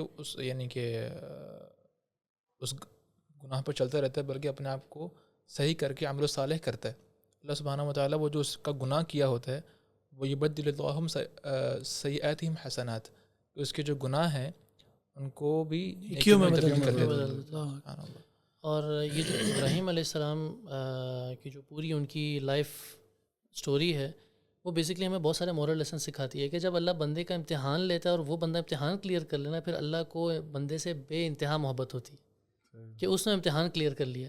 آپ بلال رضی اللہ عنہ کی مثال دیکھیں، وہ بھی یہی تھی کہ کس طرح انہوں نے وہ اپنا امتحان، ٹف امتحان جو ہے ایمان لانے کے بعد کلیئر کیا. اس کے بعد ان کی محبت دیکھیں کہ اللہ تعالیٰ کو ان سے اتنی محبت کہ وہ جو ہم عام سنتے ہیں کہ وہ چلتے زمین پر تھے، لیکن اللہ تعالیٰ نے جو ان کے چلنے کی آوازیں وہ جنت میں شروع کر دیں، وہاں آوازیں آنا شروع ہو گئیں. حتیٰ کہ ابراہیم علیہ السلام بھی جب یہ امتحان سے پاس ہوئے، اللہ تعالیٰ نے فوراً آرڈر کے دے دیا کہ واتخذوا من مقام ابراہیم مصلی، اب خانہ کعبہ میں ایک مقام ابراہیم ہوگا، اس کے پاس جو ہے تم نے نماز بھی پڑھ لو. فوراً دیا عہد کر لیا ابراہیم علیہ السلام کے ساتھ کہ طاہرا بیتی، میرے گھر کو صاف کر دو، پاک کر دو. ابراہیم علیہ السلام نے دعا کی رب اجعل هذا البلد آمنا، اے اللہ اس بلد کو امن والا بنا دے. اللہ نے اس کو امن والا بنا دیا. پھر ابراہیم علیہ السلام نے دعا کی کہ اللہ یہاں پر جو ہے ورزق اہلہ من الثمرات، یہاں کے رہنے والوں کو ثمرات سے مالا مال کر دے. اب آپ سوچیں اس وقت مکہ میں پھل اگتے نہیں ہیں، لیکن ہر کیٹیگری کے پھل آپ کو ملیں گے، ہر کیٹیگری کی سبزیاں، کھانے ہر طرح کے ملیں گے، دنیا جہاں سے آتے ہیں. پھر ابراہیم علیہ السلام نے اللہ سے ایک اور دعا کر دی کہ ربنا وابعث فیہم رسولا، اے اللہ کچھ ان کی طرف جو ہے ایک رسول بھیج دے. اللہ نے وہ دعا قبول کر لی، اور اللہ کے رسول صلی اللہ علیہ وسلم حقیقت میں ابراہیم علیہ السلام کی دعا ہے. تو یہ جب اللہ بندے کا امتحان لیتا ہے اور وہ کلیئر کرتا ہے تو اللہ کو بندے سے بے انتہا محبت ہوتی ہے. جی یہاں پر یہ بھی بتایا گیا کہ ابراہیم علیہ السلام کی دعا ہیں وہ جو آئے ہیں اس لڑی سے، وہ رسول اللہ صلی اللہ علیہ وسلم ہے. اور یہودیوں کو یہ بتایا گیا، عیسائیوں کو یہ بتایا گیا، نصارہ کو، کہ اللہ کے رسول صلی اللہ علیہ وسلم جو ہیں یہ ان کی جو نسل سے آئے ہیں یہ ان کی دعا ہے. تو جب آپ ابراہیم علیہ السلام کو مانتے ہو تو پھر آپ ان کو بھی مانو. بس آزمائشوں کے لحاظ سے ایک پوائنٹ تھا کہ سلف صالحین تھے، سلف صالح میں سے ان کے اوپر اگر کوئی مصیبت نہ آتی نا تو وہ پریشان ہو جاتے کہ کہیں میں اللہ سے دور تو نہیں ہو رہا، کہ جب تک میرے اوپر کوئی آزمائش نہیں آئے گی. حدیث میں آتا ہے نا ان اللہ اذا حب عبدا ابتلا، اس طرح کوئی حدیث کے الفاظ ہیں کہ اللہ تعالیٰ اگر کسی بندے کو پسند کرتا ہے یا کسی بندے کو اللہ تعالیٰ محبت کرتا ہے کسی بندے سے تو اس کو اللہ تعالیٰ آزمائشوں میں ڈال دیتا ہے. سلف صالحین ایسے تھے کہ اگر ان کے اوپر آزمائشیں نہیں آتی تھیں وہ بیچارے پریشان ہو جاتے تھے کہ کہیں اللہ تعالیٰ ہم سے دور تو نہیں ہو رہے، کہیں اللہ تعالیٰ ہم سے ناراض تو نہیں ہے. تو اس چیز میں پاس ہونا، آزمائشوں میں پاس ہونا، پھر دیکھیں اللہ تعالیٰ نے جس طرح ابراہیم علیہ السلام پاس ہوئے آزمائشوں میں، پھر اللہ تعالیٰ نے ان کی دعائیں قبول کریں، ان کو جس طرح وہ آگے اسحاق علیہ السلام کے ان کو بشارت بھی دی. آگے ابراہیم علیہ السلام کو اللہ تعالیٰ نے امام بھی بنا دیا نا. وہ کہتے ہیں کہ بالصبر والیقین تنال امامۃ فی الدین، جی صبر اور یقین سے جو ہے اللہ تعالیٰ کی آزمائشوں پہ، جو حدیث آپ نے بتائی، ایک اور حدیث بھی آتی ہے من یرید اللہ بہ خیرا یصب منہ، اللہ تعالیٰ اس کے ساتھ خیر کا معاملہ فرماتا ہے، اس کو آزماتا ہے. ایک تیسری حدیث بھی آتی ہے جی کہ سب سے جو سخت امتحان ہے وہ نبیوں پر ہوتا ہے، اور پھر جو جتنا نبیوں کے جیسا قریب ہونا. ہاں بالکل. اچھا، اس کے بعد اللہ تعالیٰ نے جو ہے جہاں پر اس امت کو معزول کیا بنی اسرائیل کو، وہاں پر اللہ تعالیٰ نے امت مسلمہ جو کہ محمد الرسول اللہ صلی اللہ علیہ وسلم کی امت ہے اس کو پھر وہ منصب دیا. لیکن اس کو دینے کا ایک انداز یہ تھا کہ اللہ تعالیٰ نے یہاں سورہ بقرہ میں تحویل قبلہ کا ذکر کیا، یعنی قبلے کو تبدیل کیا. اور قبلے کی جو تبدیلی ہوتی ہے، یعنی کہ اللہ کے رسول صلی اللہ علیہ وسلم جب تک مکہ میں تھے تو بیت اللہ کی طرف منہ کر کے نماز پڑھتے اور سامنے ہی جو ہے وہ بھی آ جاتا تھا قبلہ جو کہ بیت المقدس تھا. تو آپ صلی اللہ علیہ وسلم کو جو ہے وہ مشکل نہیں ہوتی تھی، اور بیت المقدس پہلا قبلہ تھا.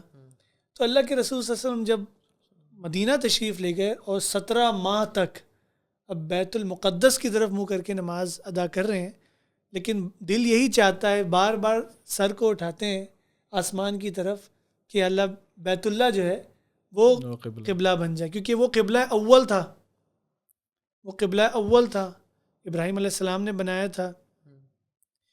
تو وہاں پر پھر اللہ تعالیٰ جو ہے وہ تحویل قبلہ بھی کرتا ہے، اور اب اس امت مسلمہ کو جو ہے وہ انعامات جو بنی اسرائیل کو دیے تھے، یا وہ جو سٹیٹس دیا تھا، وہ جو فضیلتیں دی تھیں، اب وہ فضیلتیں اللہ کے رسول صلی اللہ علیہ وسلم کی امت کے پاس آ جاتی ہے. جس طرح حدیث میں آتا ہے نا، مختلف فضائل ہیں کہ قیامت کے دن جو ہے وہ 120 صفیں ہوں گی، جس میں سے 80 صفیں جو ہے وہ امت مسلمہ جو کہ محمد صلی اللہ علیہ وسلم کی امت ہے ان کے لیے ہوں گی.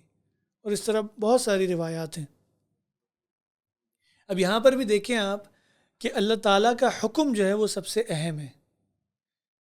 شیطان کے واقعے کے اندر بھی اللہ تعالیٰ نے حکم دیا کہ آدم کو سجدہ کرو. اسی طرح سے بنی اسرائیل کو کہا کہ تم یہ کام کرو، وہاں پر بھی اللہ کا حکم گائے ذبح کر لو. ایک یہ واقعہ لے لیتے ہیں. اسی طرح سے قبلے کا جب آیا تو قبلے کے اندر بھی جو ہے وہ لوگ پروپیگنڈا کرنے لگے. جیسے کہ یہودیوں کو بڑا برا لگا یہ، کیونکہ ان کا قبلہ تھا بیت المقدس، اس سے ہٹا دیا تو ان کو یہ چڑ ہونے لگی. انہوں نے کہا کہ وہی ان مسلمانوں کا تو قبلہ ہی ایک نہیں ہے. اور منافقین جو ان کے ساتھ شامل تھے ان لوگوں نے بھی خوب جو ہے وہ بغلیں بجائیں. اور پھر اس کے بعد جو ہے پھر یہاں پر جو ہے وہ اللہ تعالیٰ نے فرمایا کہ اللہ تعالیٰ دیکھنا چاہتا ہے کہ کون ہے جو رسول کی اتباع کرتا ہے. تو آپ دیکھیں تو پورے یہ احکامات جو اللہ تعالیٰ کے آ رہے ہیں، جو بندے کو سمجھ نہیں آتے کہ کیوں ہے ایسا، کیوں گائے کو ذبح کرو، کیوں گائے کا گوشت جو ہے وہ بندے کو مارا جائے اور وہ زندہ ہو جائے گا، کیوں ہے یہ. تو آخر میں آ کے اللہ تعالیٰ جو فرماتا ہے نا سمعنا واطعنا، مومنوں کی جو صفت ہے نا وہ یہ کہ وہ سنتے ہیں اور وہ اطاعت کرتے ہیں. ابراہیم علیہ السلام کی جو صفت ہے وہ یہ ہے کہ اذ ابتلا ابراہیم ربہ، کیا آیت ہے وہ ابراہیم بھائی؟ ابراہیم ربہ بکلمات فأتمہن، بلکہ ایک اور آیت ہے جو میں بتائیں، اذ قال له ربہ اسلم قال اسلمت لرب العالمین. جب بھی ابراہیم علیہ السلام کو کہا کہ فرما برداری اختیار کرو تو انہوں نے کہا میں فرما برداری اختیار کر چکا. اسلم تو فرما برداری اختیار کر چکا، پاسٹ ٹینس ہے. اور اسی آیت کی اگلی آیت میں اگر آپ دیکھیں گے وہ آگے آتا ہے کہ الہ کیا وہ الہ ابراہیم، جب وہ ان سے اقرار کرواتے ہیں کون ہے معبود تو کہتے ہیں الہ ابراہیم. پھر اللہ تعالیٰ کہتا ہے قولوا آمنا باللہ وما انزل الینا وما انزل الی ابراہیم، کہ وہ ایمان لائے جو مجھ پر بھی نازل ہوا جو ابراہیم علیہ السلام پر بھی، کیونکہ ان کا جو سٹیٹس تھا وہ اللہ تعالیٰ نے ان کو بڑی فضیلتوں سے نوازا ہے، اس لیے بار بار ان کے ساتھ جو ہے نا ایک کنیکشن آتا ہے. اس میں یہ سٹیٹس اسی لیے دیا گیا تھا کہ جو بھی ان کے اوپر آزمائشیں ہوئی تھیں یا جو بھی اللہ تعالیٰ نے احکامات اس ٹائم جو نازل کیے تھے تو انہوں نے آگے سمعنا و اطعنا ختم، کہ ہم نے سن لیا اور اس پر اطاعت بھی کی، جیسی بھی جو بھی چیز ہو. اگر ہم اس طرح کریں گے تو انشاءاللہ تعالیٰ ہم بھی اسی کیٹیگری میں ہوں گے. مگر اگر ہم ایسے نہ کریں تو جو پہلے 3 قصے جو بیان کیے ہیں ان میں سے تینوں میں سے ہمیں دیکھنا چاہیے کہ ہم کون سے قصے میں کس کیٹیگری میں آ رہے ہیں، آدم علیہ السلام کیٹیگری میں یا بنی اسرائیل کیٹیگری میں یا ابراہیم علیہ السلام کیٹیگری میں. پھر ہمیں ان واقعات سے یہ بھی پتہ چلتا ہے ابراہیم علیہ السلام کی زندگی سے کہ مشکلات آئیں گی، پریشانیاں آئیں گی، بہت کٹھن معاملات ہوں گے، بڑے بڑے کٹھن معاملات ہوں گے، لیکن دین پہ چلنا ہے، اس کے لیے قربانیاں دینی ہے، اپنا مال خرچ کرنا ہے، اپنی جان خرچ کرنی ہے، اپنے اہل و اولاد کو بھی اس پر اس کی تربیت کرنی ہے. اور یہ ایک بہت اہم سبق ہے سورہ بقرہ کا کہ دیکھیں آپ غور کریں کہ جب دین آتا ہے نا، ایک تو وہ کیٹیگری ہے جو اللہ کے رسول صلی اللہ علیہ وسلم کے ساتھ مکہ میں تھے، صحابہ کرام. انہوں نے مشکلات دیکھی، پتھر کھائے، مارے کھائیں، ان کو کہا گیا کفوا ایدیکم، اپنے ہاتھوں کو بندہ رکھو. اچھا اب وہ لوگ اتنی مار کھا کے، اتنی آزمائش اور تکلیفیں برداشت کر کے اب مدینہ آ جاتے ہیں. بعض شہید ہو جاتے ہیں، بعض مدینہ آ جاتے ہیں. اب آپ مدینہ میں دیکھیں کہ اللہ کے رسول صلی اللہ علیہ وسلم غلبے میں، پاور میں، اب اور بھی لوگ مسلمان ہونے شروع ہوتے ہیں. لیکن یہ وہ مسلمان کی کیٹیگری ہے جنہوں نے وہ تکلیفیں نہیں دیکھی. تو ایزی جو تھا نا، ایزی گوئنگ اور بہت آسانی سے ہر چیز مل گئی. اب یہ ایک وہ کیٹیگری ہے. اچھا اب جب اس کیٹیگری کو جب کہا گیا نا کہ ایسے نہیں ہیں، مشکلات بھی ہیں، اس میں سے انہوں نے راہ اختیار کرنا شروع کی، وہ تھے منافقین. اچھا اگر ہم اپنے آپ کو غور کریں، ہمیں تو دین بڑی آسانی سے مل گیا، کوئی مشکلات نہیں دیکھی، کوئی پریشانی نہیں دیکھی، ہمارے بڑوں نے نہیں دیکھی، ان کے بڑوں نے نہیں دیکھی. ہم اس دوسری کیٹیگری کے لوگ ہیں جو مدینہ کے اندر موجود تھے. ہم نے دیکھا کہ چلو جی اے سی والی گاڑیاں ہیں، پنکھے لگے ہوئے ہیں، ٹھنڈا ٹھنڈا میٹھا میٹھا کھانا ہے، ٹھنڈی مسجدیں. ہم تو اس کیٹیگری کے لوگ ہیں. اور وہ جو سختیاں برداشت کر کے آئے ہیں، وہ جو پہلی کیٹیگری تھے نا مؤمنین، جو مومن کیٹیگری کے لوگ ہیں، وہ تو وہ ہیں جنہوں نے تکلیفیں برداشت کی ہیں. اس لیے یہاں پر ہمیں یہ دیکھنی، یہ بار بار جو بتائی جا رہی ہے نا ابراہیم علیہ السلام کی جو ان کی تکلیفیں ہیں، جو ان کی قربانیاں ہیں، ہمیں یہ دیکھنے کی ضرورت ہے کیا ہم ان قربانیوں کے لیے ریڈی ہیں. اگر ریڈی نہیں ہیں، اسی لیے دیکھیں کہا جاتا ہے، سلف صالحین کہتے ہیں کہ جو اصل مومن ہے نا وہ ہمیشہ ڈرتا رہتا ہے کہ وہ منافق تو نہیں ہے. بلکہ ابن ابی ملیکہ یہ تابعی ہیں، فرماتے ہیں 30 سے زیادہ صحابہ سے ملاقات کر چکے ہیں، اس میں حضرت عمر بھی ہیں، اس میں امی عائشہ بھی ہیں رضی اللہ تعالی عنہم اجمعین، اور وہ کہتے تھے کہ ہم منافق تو نہیں ہیں، ہمیں اپنے منافق ہونے کا ڈر ہے. صحیح ہے. تو وہ جو کیٹیگری ہے، اور کہا جاتا ہے کہ جو اپنے بارے میں نفاق سے ڈرتا ہے، یعنی منافقت سے ڈرتا ہے، ہپوکریسی سے ڈرتا ہے، وہی اصل میں مومن ہے. اور وہ شخص جو اپنے آپ کو پکا مومن سمجھتا ہے وہ منافق ہے. اس کے دل میں کھوٹ ہے. یعنی تکبر کی کلیئر ٹریٹمنٹ کس طرح یہاں پر کہ بندہ ختم، اللہ کے آگے جھک جائے، بس وہ خود کچھ نہیں ہے، اللہ کی توفیق ہے، اللہ کی مدد ہی ہے. اس لیے ان ساری آیات اور ان ساری آزمائش کے آگے جو اللہ تعالیٰ نے کہا نا کہ نیکی یہ نہیں ہے کہ تم اپنے چہرے کو مشرق یا مغرب کر دو، اصل نیکی یہ ہے کہ تم اللہ پر ایمان لے آؤ، تم آخرت پر ایمان لے آؤ، فرشتوں پر ایمان اصل چیز ہے. یہ اصل ایمان یہ والی جو اصل چیز ہے ڈیفینیشن کہ آ رہی ہے نا، تم نے آگے اللہ کے آگے اپنے آپ کو جھکا دینا، بات ماننی، یہ اصل چیز ہے. یہ اللہ کا کام ہے تمہیں آرڈر دینا، تم نے کہاں دیکھنا ہے، کہاں کیا کرنا ہے، تمہارا کام اس کا آگے جھک جانا. یہ اس کے یہ آیت نمبر 177 ہے. اس کے اندر جو ہے وہ اللہ تعالیٰ نے ہمیں حقوق اللہ بھی بتائے ہیں، حقوق العباد بھی بتائے ہیں. پہلے تو ایمان کا ذکر کیا، اللہ پر ایمان یعنی تمہارا جو بھی عمل ہو وہ اخلاص کے ساتھ ہو. پھر اللہ نے آخرت کا ایمان کا ذکر کیا کہ تم جو بھی کام کرو اللہ کے لیے کرو اور آخرت میں امید رکھو. پھر اللہ تعالیٰ نے باقی ایمانیات جس میں فرشتوں پر، کتابوں پر، رسولوں پر ایمان کا ذکر کیا. اور یہاں پر بھی نقطہ یہ ہے کہ تمہارا جو بھی عمل ہو وہ سنت کے مطابق ہو. اس کے بعد اللہ تعالیٰ نے جو ہے وہ پھر یہ ذکر کیا کہ نمازوں کو قائم کرو، زکوٰۃ کو ادا کرو. یعنی نماز جو ہے وہ آپ کی بدنی عبادت جتنی بھی ہے سب اللہ کے لیے ہو، اور زکوٰۃ جو ہے وہ تمام مالی عبادت جو ہے وہ اللہ کے لیے ہو. پھر اللہ تعالیٰ نے اس چیز کو خرچ کرنے کا ذکر کیا جو آپ جس سے سب سے زیادہ محبت کرتے ہیں، وہ آت المال علی حبہ، کہ آپ اس مال کو خرچ کرو قریبی رشتہ داروں پر اور جو ہے وہ مسافروں پر.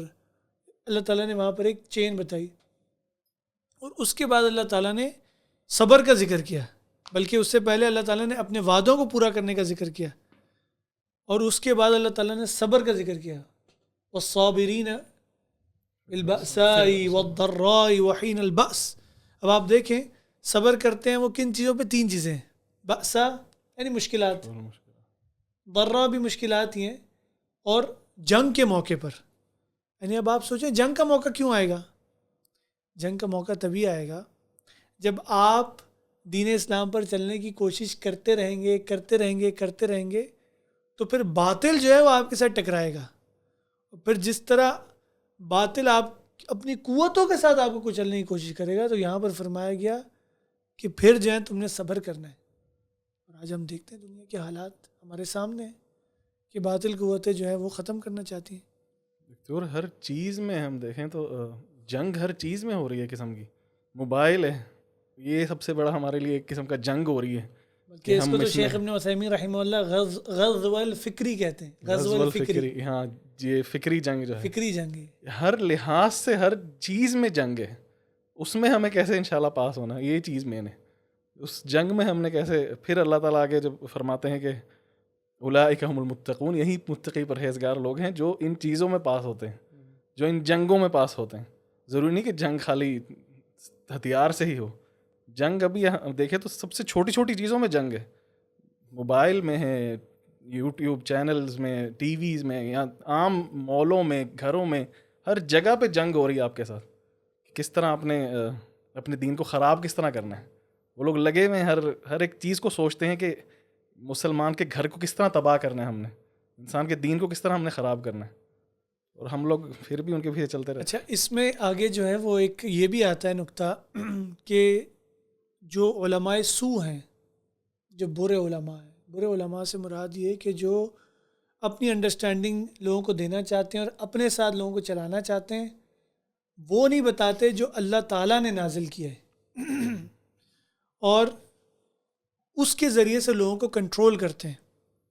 اچھا ہم نے شروع میں تکبر کے بارے میں پڑھا نا, اب یہاں پر ایک چیز آ رہی ہے جو کہ ہے تقلید اندھی. پہلا تا وہ تھا تکبر, دوسرا تا جو ہے وہ ہے تقلید اندھی, اور تیسرا تا ہے تعصب. یہ 3 تا ہیں جو انسان کو ہدایت سے پھیر دیتے ہیں. جس میں یہ 3 تا آ جاتے ہیں. تکبر شیطان میں تھا, اور اسی طرح سے جو تقلید اندھی ہے, جب کہا جاتا تھا کہ آؤ اس کی طرف جو اللہ نے نازل کیا تو وہ کہتے تھے وجدنا علیہ آباءنا, ہمارے لیے تو وہی کافی ہے جو ہمارے باپ دادا کرتے تھے. تو لوگ اپنے باپ دادا کے پیچھے لگ کر وہ کام کر رہے ہوتے ہیں جو کہ وہ سمجھتے ہیں کہ یہی دین ہے اور باقی سب غلط ہے, جبکہ ان کے باپ دادا کو بھی کوئی علم ہو یا نہ ہو, یا ہدایت ملی ہو یا نہ ملی ہو, یا ہدایت کو سیکھا ہو یا نہ سیکھا ہو. اور یہ وہ تا ہے تقلید اندھی کا, اس سے بھی جو ہے وہ اللہ تعالیٰ نے منع کیا. اور تیسرا ہے تعصب. تعصب کیا ہے کہ ایک انسان جانتا ہے پھر بھی وہ انکار کرتا ہے, جیسے کہ ابو جہل کے بارے میں آتا ہے کہ جب اس سے کہا گیا کہ تمہارا بھتیجا جو ہے وہ جھوٹ کہتا ہے, تو کہا کہ نہیں, تو صادق ہے, سب سے سچے ہیں, تو پھر کیوں بات نہیں مانتے ہو؟ اگر میں بات مان لوں گا تو میں سردار ہوں, میں چودھری ہوں, مجھے ان کو سردار بنانا پڑے گا. تو یہ تعصب ہے, یہ بھی وہ میں ہے. جی یہ جو بھی پورا پوائنٹ چل رہا ہے تعصب, حق کو ایکسیپٹ کرنا, باطل کو ریجیکٹ کرنا, پھر جو ڈفرینٹ ٹائپس کی جنگیں ہیں, ایک تو فکری جنگ کا بتا دیا, پھر ایک اپنی ایک سیلف وار ہوتی ہے, اپنے خلاف ایک جنگ ہو رہی ہوتی ہے اندر, جو کہ 24/7 چلتی رہتی ہے. اور پھر اس پورے پروسیس میں ایک صبر اور یقین کا ساتھ ہونا, یہ سب چیز کے لیے نا پھر آگے اللہ تعالیٰ آگے ایک اور ڈفرینٹ ٹاپک پہ ٹرانزیشن ایک آتا ہے, اور وہ ہے اب اس کی ٹریننگ کے لیے ایک اللہ ایک ہمیں ایک پارٹ دیتا ہے, اور وہ ہے روزے. اللہ اکبر. کہ جس سے اللہ تعالیٰ یہ ساری چیزوں میں اس جنگ میں, اس پورے صبر میں اصل چیز کیا, اپنے آپ کو کنٹرول کرنا, اپنے اوپر ایک کنٹرول لے کر آنا, اس کے لیے اللہ تعالیٰ پھر ہمارے سامنے روزے رکھتے ہیں. اور یہی اس کا اگلا پھر پوائنٹ آف ڈسکشن ہے سورۃ البقرہ میں, کہ پھر روزے اللہ تعالیٰ نے رکھے کہ جس سے بندہ جو ہے وہ خالی یہ نہیں کہ خالی پیٹ کو خالی کر دے, نہیں, اپنے دل کو بھی خالی کر دے ساری ان چیزوں سے جو غلط ہیں, اپنے ذہن کو خالی کر دے, اپنی آنکھ کو خالی کر دے, کان کو, یعنی ہر چیز کو اس میں نکالتا جائے جو اس کے لیے خراب ہے. سیم جیسے آپ نے کپڑوں کو کچھ ٹائم کے بعد واشنگ مشین میں ڈال کے صاف کرنا ہے تاکہ گندگی نکل جائے, تو یہ دل کی ایک واشنگ مشین ہوتی ہے کہ جس میں ڈل کے صاف ہو کے ساری گندگی نکالنی ہوتی ہے. اس کے بعد جو یہ ٹاپک ہے یہ پھر روزے کا. روزے کا جو ٹاپک ہے اس میں ہمیں چاہیے تقویٰ. روزے سے حاصل ہوتا ہے تقویٰ. تقویٰ ہے اللہ تعالیٰ سے بچنا کہ وہ ناراض ہو جائے, یعنی اللہ کی ناراضگی سے بچنا. اللہ کیوں ناراض ہو سکتا ہے؟ 2 ہی باتیں ہیں, یا تو جو اس نے ہمیں حکم دیا یہ کام کرو, ہم وہ نہیں کریں گے تو ناراض ہوگا, یا جو اس نے ہمیں منع کیا ہے اگر ہم وہ کریں گے تو ناراض ہوگا. تو روزے میں ہوتا یہی ہے نا کہ میں کچھ کھانے لگوں تو مجھے یاد آتا ہے میرا روزہ ہے, یعنی میرا دل جو ہے نا مجھے پرومپٹ کرتا ہے کہ نہیں تمہارا روزہ ہے. پینے لگتا ہوں کہتا ہے تمہارا روزہ ہے, یعنی کہ اصل میں میرا دل جو ہے نا وہ ایکٹیویٹ ہو جاتا ہے. تو یہاں پر یہ روزے کی جو ٹریننگ پروگرام ہے, ایک روزہ ہے رمضان کا اور ایک روزہ ہے باقی 11 مہینے کا, یہ ساری زندگی کا روزہ ہے کہ آپ اپنے دل کو ایکٹیویٹ کر لیں کہ یہاں پہ تو آپ حلال سے بچنے کی ٹریننگ کر رہے تھے, باقی 11 مہینے حرام سے بچیں, تو آپ کے اندر تقویٰ آ جائے گا. اچھا یہ روزے کے لیے جو لفظ آئے ہیں وہ ہے کتب علیکم الصیام. اس کے فوراً بعد اللہ تعالیٰ فرماتا ہے کتب علیکم القتال, تمہیں حکم دیا گیا ہے بلکہ فرض کیا گیا ہے تم اللہ کے راستے میں جنگ کرو, جہاد کرو, جہاد فی سبیل اللہ. شیخ عبداللہ ناصر رحمانی حفظہ اللہ فرماتے ہیں کہ اصل تو مومن کے لیے جو ہے نا اس کا تقویٰ جو ہے نا وہ فل چارج ہونا چاہیے 100%. اتقوا اللہ حق تقاتہ, ٹھیک ہے. تو یہ تو آپ کو حاصل ہوگا روزے سے, یعنی روزے کا جو ٹاپک ہے وہ آپ کو تقویٰ سکھا رہا ہے, اور وہ تقویٰ ہونا چاہیے اتقوا اللہ حق تقاتہ 100%. لیکن جب قتال کی باری آئی, جنگ کی باری آئی, جہاد کی باری آئی, تو اللہ نے فرمایا وَأَعِدُّوا لَهُم مَّا اسْتَطَعْتُم مِّن قُوَّةٍ, جتنی استطاعت ہے نا اتنی قوت کے ساتھ آ جاؤ. تو بڑا اہم نقطہ وہ بیان کرتے ہیں کہ اللہ تعالیٰ نے ہم سے تقویٰ مانگا ہے, یہ نہیں مانگا کہ کہ تمہارے پاس جو کیا کہتے ہیں ایمنیشنز ہیں یا تمہارے پاس جو بھی چیزیں ہیں وہ بھی اتنی ہونی چاہیے. نہیں, اتنی ہو جتنی استطاعت ہے. تو ہمارے استاد محترم دکتور محبوب وہ اس کے بعد والی جو آیت ہے نا, یا ایھا الذین آمنوا ادخلوا فی السلم کافہ, کہ داخل ہو جاؤ پورے کے پورے اسلام میں. تو وہ یہاں پہ نقطہ بیان کرتے ہیں پورا اسلام کیا ہے. یہاں پر کتب علیکم الصیام ہے, وہیں پر کتب علیکم القصاص ہے, وہیں پر کتب علیکم القتال ہے. تو یہ بھی فرض ہے, جس طرح روزہ فرض ہے جہاد بھی فرض ہے, اور قصاص بھی فرض ہے, لوگوں کے ساتھ یعنی عدل و انصاف کرنا وہ بھی فرض ہے. تو یہ سارے فرض ہیں, اور اللہ تعالیٰ نے یوں بیان کیا کہ داخل ہو جاؤ پورے کے پورے اسلام میں. اور آگے کیا فرمایا, وَلَا تَتَّبِعُوا خُطُوَاتِ الشَّيْطَانِ, اور شیطان کے فٹ سٹیپس پہ نقش قدم پر نہ چلو, کیونکہ اگر آپ اسلام کی کوئی چیز چھوڑو گے تو وہ جگہ خالی نہیں رہے گی, وہ شیطان کا رستہ بن جائے گا. اِنَّهُ لَكُمْ عَدُوٌّ مُبِينٌ, بے شک وہ تمہارا کھلا دشمن ہے. بلکہ پیچھے بنی اسرائیل جو ہیں وہ کیا کرتے تھے, ان کے علماء کیا کرتے تھے, افتؤمنون ببعض الکتاب وتکفرون ببعض, بعض کتاب کو حصے کو تو مانتے تھے اور بعض کا انکار کرتے تھے. اور وہاں پر اللہ تعالیٰ نے بیان کیا ہے کہ ان کو ذلت اور رسوائی کیوں پہنچی. اس وجہ سے پہنچی کہ وہ یہ کام کرتے تھے, پک اینڈ چوز, صحیح نا, میٹھا میٹھا ہپ ہپ, کڑوا کڑوا تھو تھو. تو آج امت مسلمہ بھی یہی کام کرے گی, میٹھا میٹھا ہپ ہپ, کڑوا کڑوا تھو تھو. تو ان کے لیے کیا ہوگا, فما جزاء من یفعل ذلک منکم الا خزی فی الحیاۃ الدنیا, جو کوئی یہ کام کرے گا اس کے لیے دنیا میں رسوائی, و یوم القیامۃ یردون الی اشد العذاب, اور قیامت کے دن جب لوٹائے جائیں گے تو ان کے لیے شدید عذاب ہے. تو یہ بھی سورہ بقرہ کے اندر ایک بہت نمایاں چیز ہے کہ جو پورے کے پورے دین میں داخل ہو جاؤ, پورے کے پورے دین کو سمجھو. جہاں پر اس کے اندر عقیدہ ہے وہیں پر عبادات ہیں, وہیں پر رسومات ہیں, وہیں پر ان کے تمام نظام ہیں جو اسلام ہمیں دیتا ہے ہر پہلو کے اوپر, حتیٰ کہ اس کا تعلیمی نظام بھی اسلام کا ہونا چاہیے. اسی کے بعد اگر ہم دیکھیں تو روزے کے بعد اللہ تعالیٰ فرماتے ہیں کہ وَإِذَا سَأَلَكَ عِبَادِي عَنِّي فَإِنِّي قَرِيب. اب انسان پورا کا پورا مسلمان اسلام میں داخل ہو گیا, متقی پرہیزگار ہو گیا, تو اللہ تعالیٰ فرماتے ہیں میں اس کے قریب ہو گیا ہوں, اس کے بالکل قریب ہو گیا ہوں. اجیب دعوت الداعی اذا دعان, وہ مجھ سے مانگے تو صحیح, میں اسی ٹائم اس کی مانگ کو پورا کروں گا, اسی ٹائم ہی اس کی دعا کو پورا کروں گا. یہ کب ہے, جب انسان متقی پرہیزگار ہو, پورا کا پورا اسلام میں داخل ہو. تو یہ اللہ تعالیٰ نے جو احکام بیان کیے ہیں, اس کے بعد اگر انسان اللہ تعالیٰ سے جو بھی مانگتا ہے پھر اللہ تعالیٰ اس کو اسی طرح ہی دیتا ہے, کیوں اس نے اللہ تعالیٰ کی بات کو پورا کیا تو پھر اللہ تعالیٰ اس کی بات کو بھی پورا کرے گا. بلکہ آتا ہے نا کہ فَلْيَسْتَجِيبُوا لِي وَلْيُؤْمِنُوا بِي, علماء فرماتے ہیں کہ دو کام بھی کرنے ہیں ساتھ.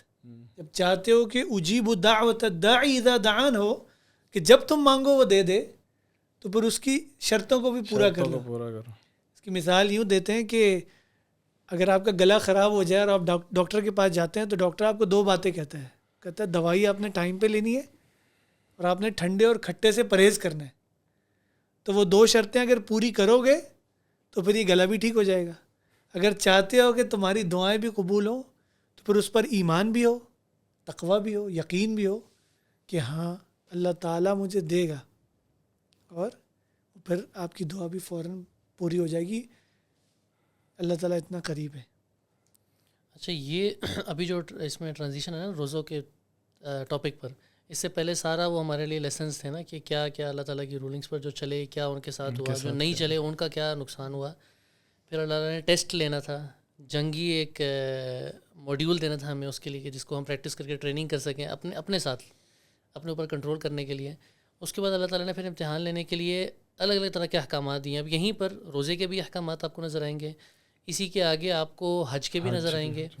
اس کے بعد رسومات کی جو ڈاکٹر نبیل نے بات کی, شادی کے حوالے سے اس میں نکاح کے حوالے سے ہے, طلاق کے حوالے سے, عدت کے حوالے سے, رضاعت کے حوالے سے, کب طلاق ہوگی, کس طرح ہوگی, اور کس میں جو ہے وہ کیا کیا, پھر ہر کیس میں کیا کیا رولنگز ہوں گی, اس میں کیا کیا احکامات ہوں گے, وہ سارے اس کے آگے اللہ تعالیٰ نے بتائے تاکہ ہمارا بھی ٹیسٹ ہو سکے. وہی جو تھا نا کہ اصل یہ ہے کہ تم اللہ کے احکام کو فالو کرو, یہ پھر وہ سارا ٹیسٹ اس کے اندر جو ہے ہمارا آتا ہے. اور اسی کے ساتھ خالی یہ نہیں کہ رسمی لحاظ یا رسومات کے لحاظ سے, بلکہ فائنینشلی بھی اللہ تعالیٰ نے کچھ آرڈرز احکامات دیے کہ تم پیسوں کے حوالے سے لین دین کرو گے تو کیسے کرنا ہے، تم نے وٹنس بنانے ہیں تو کتنے بنانے ہیں، وہ سارے کس لیے؟ کیونکہ اس صورت میں بیسیکلی یہ صورت کہا جاتا ہے کہ ایک کور ہے، ایک پیکیج ہے.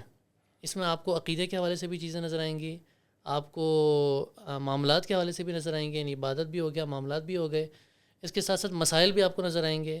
اچھا پھر کسی پر کوئی مسئلہ ہو جائے اس کا حل، جادو ہو گیا، حسد ہو گیا یا بری نظر لگ گئی، اس سب کا علاج وہ بھی اسی صورت میں، اسی وجہ سے کہ یہ صورت ہر ایک ٹاپک کو کنیکٹ کر کے انٹر کنیکٹ کر کے جو ہے نا آپس میں ڈسکس کرتی ہے. اور ان کے بیچ میں اللہ تعالیٰ نے اپنے بارے میں بتایا ہے کہ اللہ لا الہ الا ہو، جو قرآن کی سب سے عظیم آیت ہے کہ اللہ تعالیٰ کون ہے. پھر اللہ تعالیٰ نے اپنے بارے میں کہ اللہ تعالیٰ کے ساتھ کوئی معبود برحق نہیں ہے، ان کو نیند نہیں آتی، جو ساری اللہ تعالیٰ نے اپنی صفات آیت بیان کی. الکرسی. آیت الکرسی جو ہے قرآن کی سب سے عظیم آیت، ان کے بیچ میں احکاموں کے بیچ میں بتائی ہے تاکہ انسان کو پتہ ہو کہ جو جس کی عبادت کر رہا ہے وہ کون ہے، جس کی وہ عبادت کر رہا ہے، جس کے قریب جانا چاہ رہا ہے وہ کون سی چیز ہے، وہ کیسی ایسی چیز ہے، کون سی ایسی. تو اس کے بارے میں اللہ تعالیٰ نے پھر اپنی تعریف بیان کی ہے. اور ان احکامات پر جو چل رہا ہے وہی اللہ تعالیٰ کو معبود برحق مانتا ہے. وہی معبود برحق. یہ بھی ایک اہم نقطہ ہے. اور تقوی سے شروع ہوا تھا، اور آپ دیکھیں گے کہ سارے احکامات کے بعد آخر میں اللہ تعالیٰ فرماتا ہے واتقوا اللہ ویعلمکم اللہ، کہ تم اللہ کے تقوی کے ساتھ جب لگے رہو گے تو وہ تمہیں علم سکھاتا رہے گا، یہ احکامات سکھاتا رہے گا، بتاتا رہے گا، اس کی حکمتیں تمہیں سکھاتا رہے گا، سمجھاتا رہے گا، تمہیں مطمئن کرتا رہے گا. تو یہ اللہ تعالیٰ کے احکامات پر جو چلتا ہے یہ اس بات کی دلیل ہے کہ اس کے اندر تقوی ہے. بلکہ سبحان اللہ سورۃ البقرہ کی یہ کتنی خوبصورت چیز ہے کہ ہم نے کہا برکت بھی ہے تو اسی صورت سے حدیث میں آتا ہے، باطل سے آپ نے بچانا ہے اپنے آپ کو، اس کے آگے جیت چاہیے، یہ تب بھی یہی صورت ہے. قیامت کے دن اگر وہ بادل کی طرح جو آئے گی وہ اس کی آخری آیات ہیں. اچھا اگر کوئی جنت میں جانا چاہتا ہے، کوئی چاہتا ہے کہ اس کے اور جنت کے درمیان صرف موت ہو، تو وہ آیت بھی اسی صورت میں، آیت الکرسی، جس کے بارے میں آتا ہے نماز کے بعد جو پڑھ لے تو بس اس کے اور جنت کے درمیان میں ایک ہی چیز ہے جو اس کو روک رہی ہے، اور اس کی موت ہے. یہاں اس کی موت آئے گی، وہاں اس کی روح جنت میں. یہ فل پیکج ہے یہ صورت نا، ہر لحاظ سے کہ انسان اگر اس صورت کو پڑھتا رہے اور اس صورت پر عمل کرے تو کبھی رسوا نہ ہو. کسی آخری آیت آمن الرسول، اس کے حوالے سے بھی فضیلتیں آتی ہیں، بلکہ جو رات کو اس کو پڑھ لیتا ہے وہ اس کے لیے کافی ہو جاتی ہے. جی کفا تھا. اور آخر میں جو ہے سمعنا و اطعنا غفرانک. جی عبداللہ بھائی جی اس کا اختتام کریں اور ان آیات کے اوپر. جی اب ہم نے جتنے بھی 3 قسم کے جو قصے بیان کیے ہیں، آدم علیہ السلام لوگوں کے جو پھر بنی اسرائیل کے، پھر ابراہیم علیہ السلام کے، پھر اللہ تعالیٰ نے ہمیں احکام جو بیان کیے ہیں کہ ہمیں کس طرح کن احکام پر چلنا ہے اور کیسے ان احکاموں کو ادا کرنا ہے. اس کے بعد قرضے کا آتا ہے، یا اگر کسی سے آپ نے قرضہ لیا ہے تو اس کو، یا اگر آپ کوئی معاملات کریں تو ان کو لکھنا ہے، یہ ساری چیزیں. اس کے بعد اللہ تعالیٰ فرماتے ہیں آخری میں آمن الرسول بما انزل الیہ من ربہ والمؤمنون، کہ مومن رسول صلی اللہ علیہ وسلم اور مومن جو ہیں وہ اللہ تعالیٰ کے جو بھی اللہ تعالیٰ نے احکام نازل کیے ہیں ان پر ایمان لے آئیں. اس کے بعد اللہ تعالیٰ لا یکلف اللہ نفسا الا وسعها، کوئی یہ مت سمجھے کہ اللہ تعالیٰ کا دین بڑا سخت ہے یا اللہ تعالیٰ نے دین میں کافی سخت چیزیں کی ہوئی ہیں. نہیں، اللہ تعالیٰ انسان کو اتنا ہی دیتا ہے، یا اتنا ہی اللہ تعالیٰ اتنی تکالیف دیتا ہے کہ جتنا وہ سہ سکے، جتنا وہ کر سکے. نماز کے لحاظ سے اگر دیکھا جائے، جس طرح نماز اصل تو یہ کہ نماز کھڑے ہو کر پڑھنی ہے، اگر بیمار انسان کھڑے نہیں ہو سکتا تو بیٹھ کے پڑھ لے، بیٹھ کے نہیں تو لیٹ کے پڑھ لے.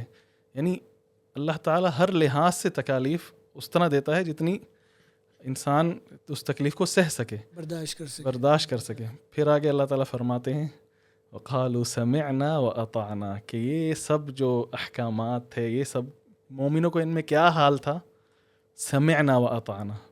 سمعنا وعصینا نہیں تھا جس طرح بنی اسرائیل کا تھا، نہیں، سمعنا واطعنا تھا. اگر کہیں پہ غلطیاں بھی ہو گئیں تو توبہ کر کے پھر سمعنا واطعنا. تو یہ مومنوں کا حال تھا. پھر آگے اللہ تعالیٰ کیا فرماتے ہیں؟ فاعف عنا، کہ جب مومن اللہ تعالیٰ سے دعا کرتے ہیں کہ یا اللہ ہمارے اوپر، ہمارے سے ہم مغفرت کر، فاعف واغفر لنا وارحمنا، اور ہم پر رحمت کر، انت مولانا فانصرنا علی القوم الکافرین. یہاں بھی دیکھا جائے تو کافر ہی ہے جو انسان کا سب سے بڑا دشمن ہے، اس کے اوپر ہی انسان کو جیت چاہیے. اور کافر یعنی جو شیطان ابلیس یہ سب کافر ہی ہیں, یہ سب آپ کے دشمن ہیں, ان کے اوپر ہی آپ کو جیت چاہیے اور نصر چاہیے. واستکبر وکان من الکافرین قرآن کی. جی شیطان کے بارے میں کہا. سورۃ البقرہ کے حوالے سے ابھی کیونکہ ایک کنکلوژن پہ پہنچ رہے ہیں تو ایک سٹوری میں نے سنی تھی ایک جادوگر کی. جی وہ جادوگر نے توبہ کر کے سیدھا ہو گیا تھا, ٹھیک ہو گیا تھا, لیکن اپنی پھر سٹوری سناتا ہے. کہتا ہے کہ میں ایک میری جو چینج ہونے کی سٹوری ہے, جب میں نے ڈیسیشن لیا کہ جادو چھوڑنا ہے اور واقعی ایک احساس ہو گیا کہ جادو واقعی غلط چیز ہے. تو کہتا ہے ہوا یہ تھا کہ میں ایک جگہ پرفارم کر رہا تھا میجک, اور اس وقت سٹیج میں, لمبی سٹوری ہے میں اس کو کٹ شارٹ تھوڑے کرتا ہوں, اس میں کہتے ہیں سٹیج میں ایک آڈینس میں, سٹیج میں تو یہ تھا, آڈینس میں سے کسی ایک نے جب یہ جادو کا مین ایکٹ پرفارم کرنے لگا تھا, جس کے لیے اصل جادو یہ پڑھ رہا تھا سارے وہ شرکیہ کلمات, اور یہ کہتے ہیں کسی نے سورۃ الاخلاص اور فلق اور ناس پڑھ لی تھی. اس کی وجہ سے ہوا یہ کہ جو جنات اس کے مدد کر رہے تھے جادو میں وہ بھاگ گئے وہاں سے. تو اس کا جادو ایسا فیل ہوا کہ اس کی باڈی پہ نا کچھ چھری سے کٹس آ گئے, کیونکہ یہ اس نے پرفارم کر کے دکھانا تھا کہ میں ایسے چھری ماروں اور میں اس کے بعد زندہ ہو رہا ہوں یا چوٹ غائب ہو رہی ہے. تو لیکن وہ ہوا یہ کہ اس کو اصل چوٹس لگ گئیں. اب وہ جب اصل چوٹ لگی اس کو, اس کے بعد وہ بڑے عرصے تک ہاسپٹل میں رہا, اس کا علاج چلتا رہا. علاج ٹھیک ہونے کے بعد اس کا چیلنج یہی تھا جو اس نے لیا اپنے لیے کہ میں نے اس بندے کو ڈھونڈ کے اس کی جو ہے اس سے بدلہ لینا ہے. کہتا ہے بڑا پتہ کر کے مجھے وہ بندہ مل گیا جس نے میری بھاری میں میں جب اسٹیج پہ تھا جس نے تینوں کل پڑھے تھے. تو کہتا ہے میں نے ایک گروپ بھیجا جنوں کا, وہ واپس آ گئے. دوسرا بھیجا بھائی جا کے اس کو ذرا پتہ کر کے اس پہ حملہ کچھ کر سکتے ہیں, دوسرا بھی ڈر کے واپس آ گیا. جتنے بھیج رہا ہوں, گروپس بھیج رہا ہوں, اکیلے بھیج رہا ہوں, طاقتور بھیج رہا ہوں, سب واپس آ رہے ہیں ڈر کر. بولا بھائی ہو کے گئے تم لوگ, مطلب آج تک تو ایسا نہیں ہوا کہ تم اتنا ڈر کے واپس آ گئے. اس کو لے کر چلے وہ لوگ. تو یہ گیا ادھر. تو کہتا ہے کہ جب میں وہاں پہنچا تو مجھے جنات نے یہ بولا کہ ہم اس گھر میں داخل ہی نہیں ہو پا رہے. ہم جب انٹر ہونے کی کوشش کرتے ہیں تو باہر جو ہے فرشتے, بڑی بڑی ہائٹ کے فرشتے کھڑے ہوئے ہیں جو ہمیں آنے نہیں دے رہے. اب وہ بندہ کرتا کیا تھا, وہ ہر روز سورہ بقرہ کی تلاوت کرتا تھا, میکسیمم 3 دنوں کے بعد کر لیتا تھا. اور اگر کبھی نہیں کر پاتا تھا نا تو وہ کیا کرتا ہے کہ ریڈیو میں اسپیکر میں لگا کے اپنے گھر میں سورۃ البقرہ کی تلاوت کی آوازوں کو جو ہے نا زندہ رکھتا تھا. تو یہ دیکھیں کس طرح اس کو جو بچایا, واقعی جیسا حدیث میں آتا ہے کہ وہ سورۃ البقرہ نے بچایا. جزاک اللہ خیر ابراہیم بھائی. تو جزاک اللہ خیر ڈاکٹر نبیل, آج کافی میرے خیال سے لمبا ہو گیا. مطلب سورۃ البقرہ ہے ہی ایسی, تو پھر چلیں اسی کے ساتھ ختم کرتے ہیں. جزاک اللہ خیر آپ سب کھانے کے لیے. عبداللہ بھائی آپ کا بھی خاص طور پر, ہم لوگ تو آتے رہتے ہیں لیکن آپ آئے تو تھوڑا محفل میں جان آئی. اسی جان کے ساتھ ختم کرتے ہیں. سبحانک اللہم و بحمدک اشہد ان لا الہ الا انت.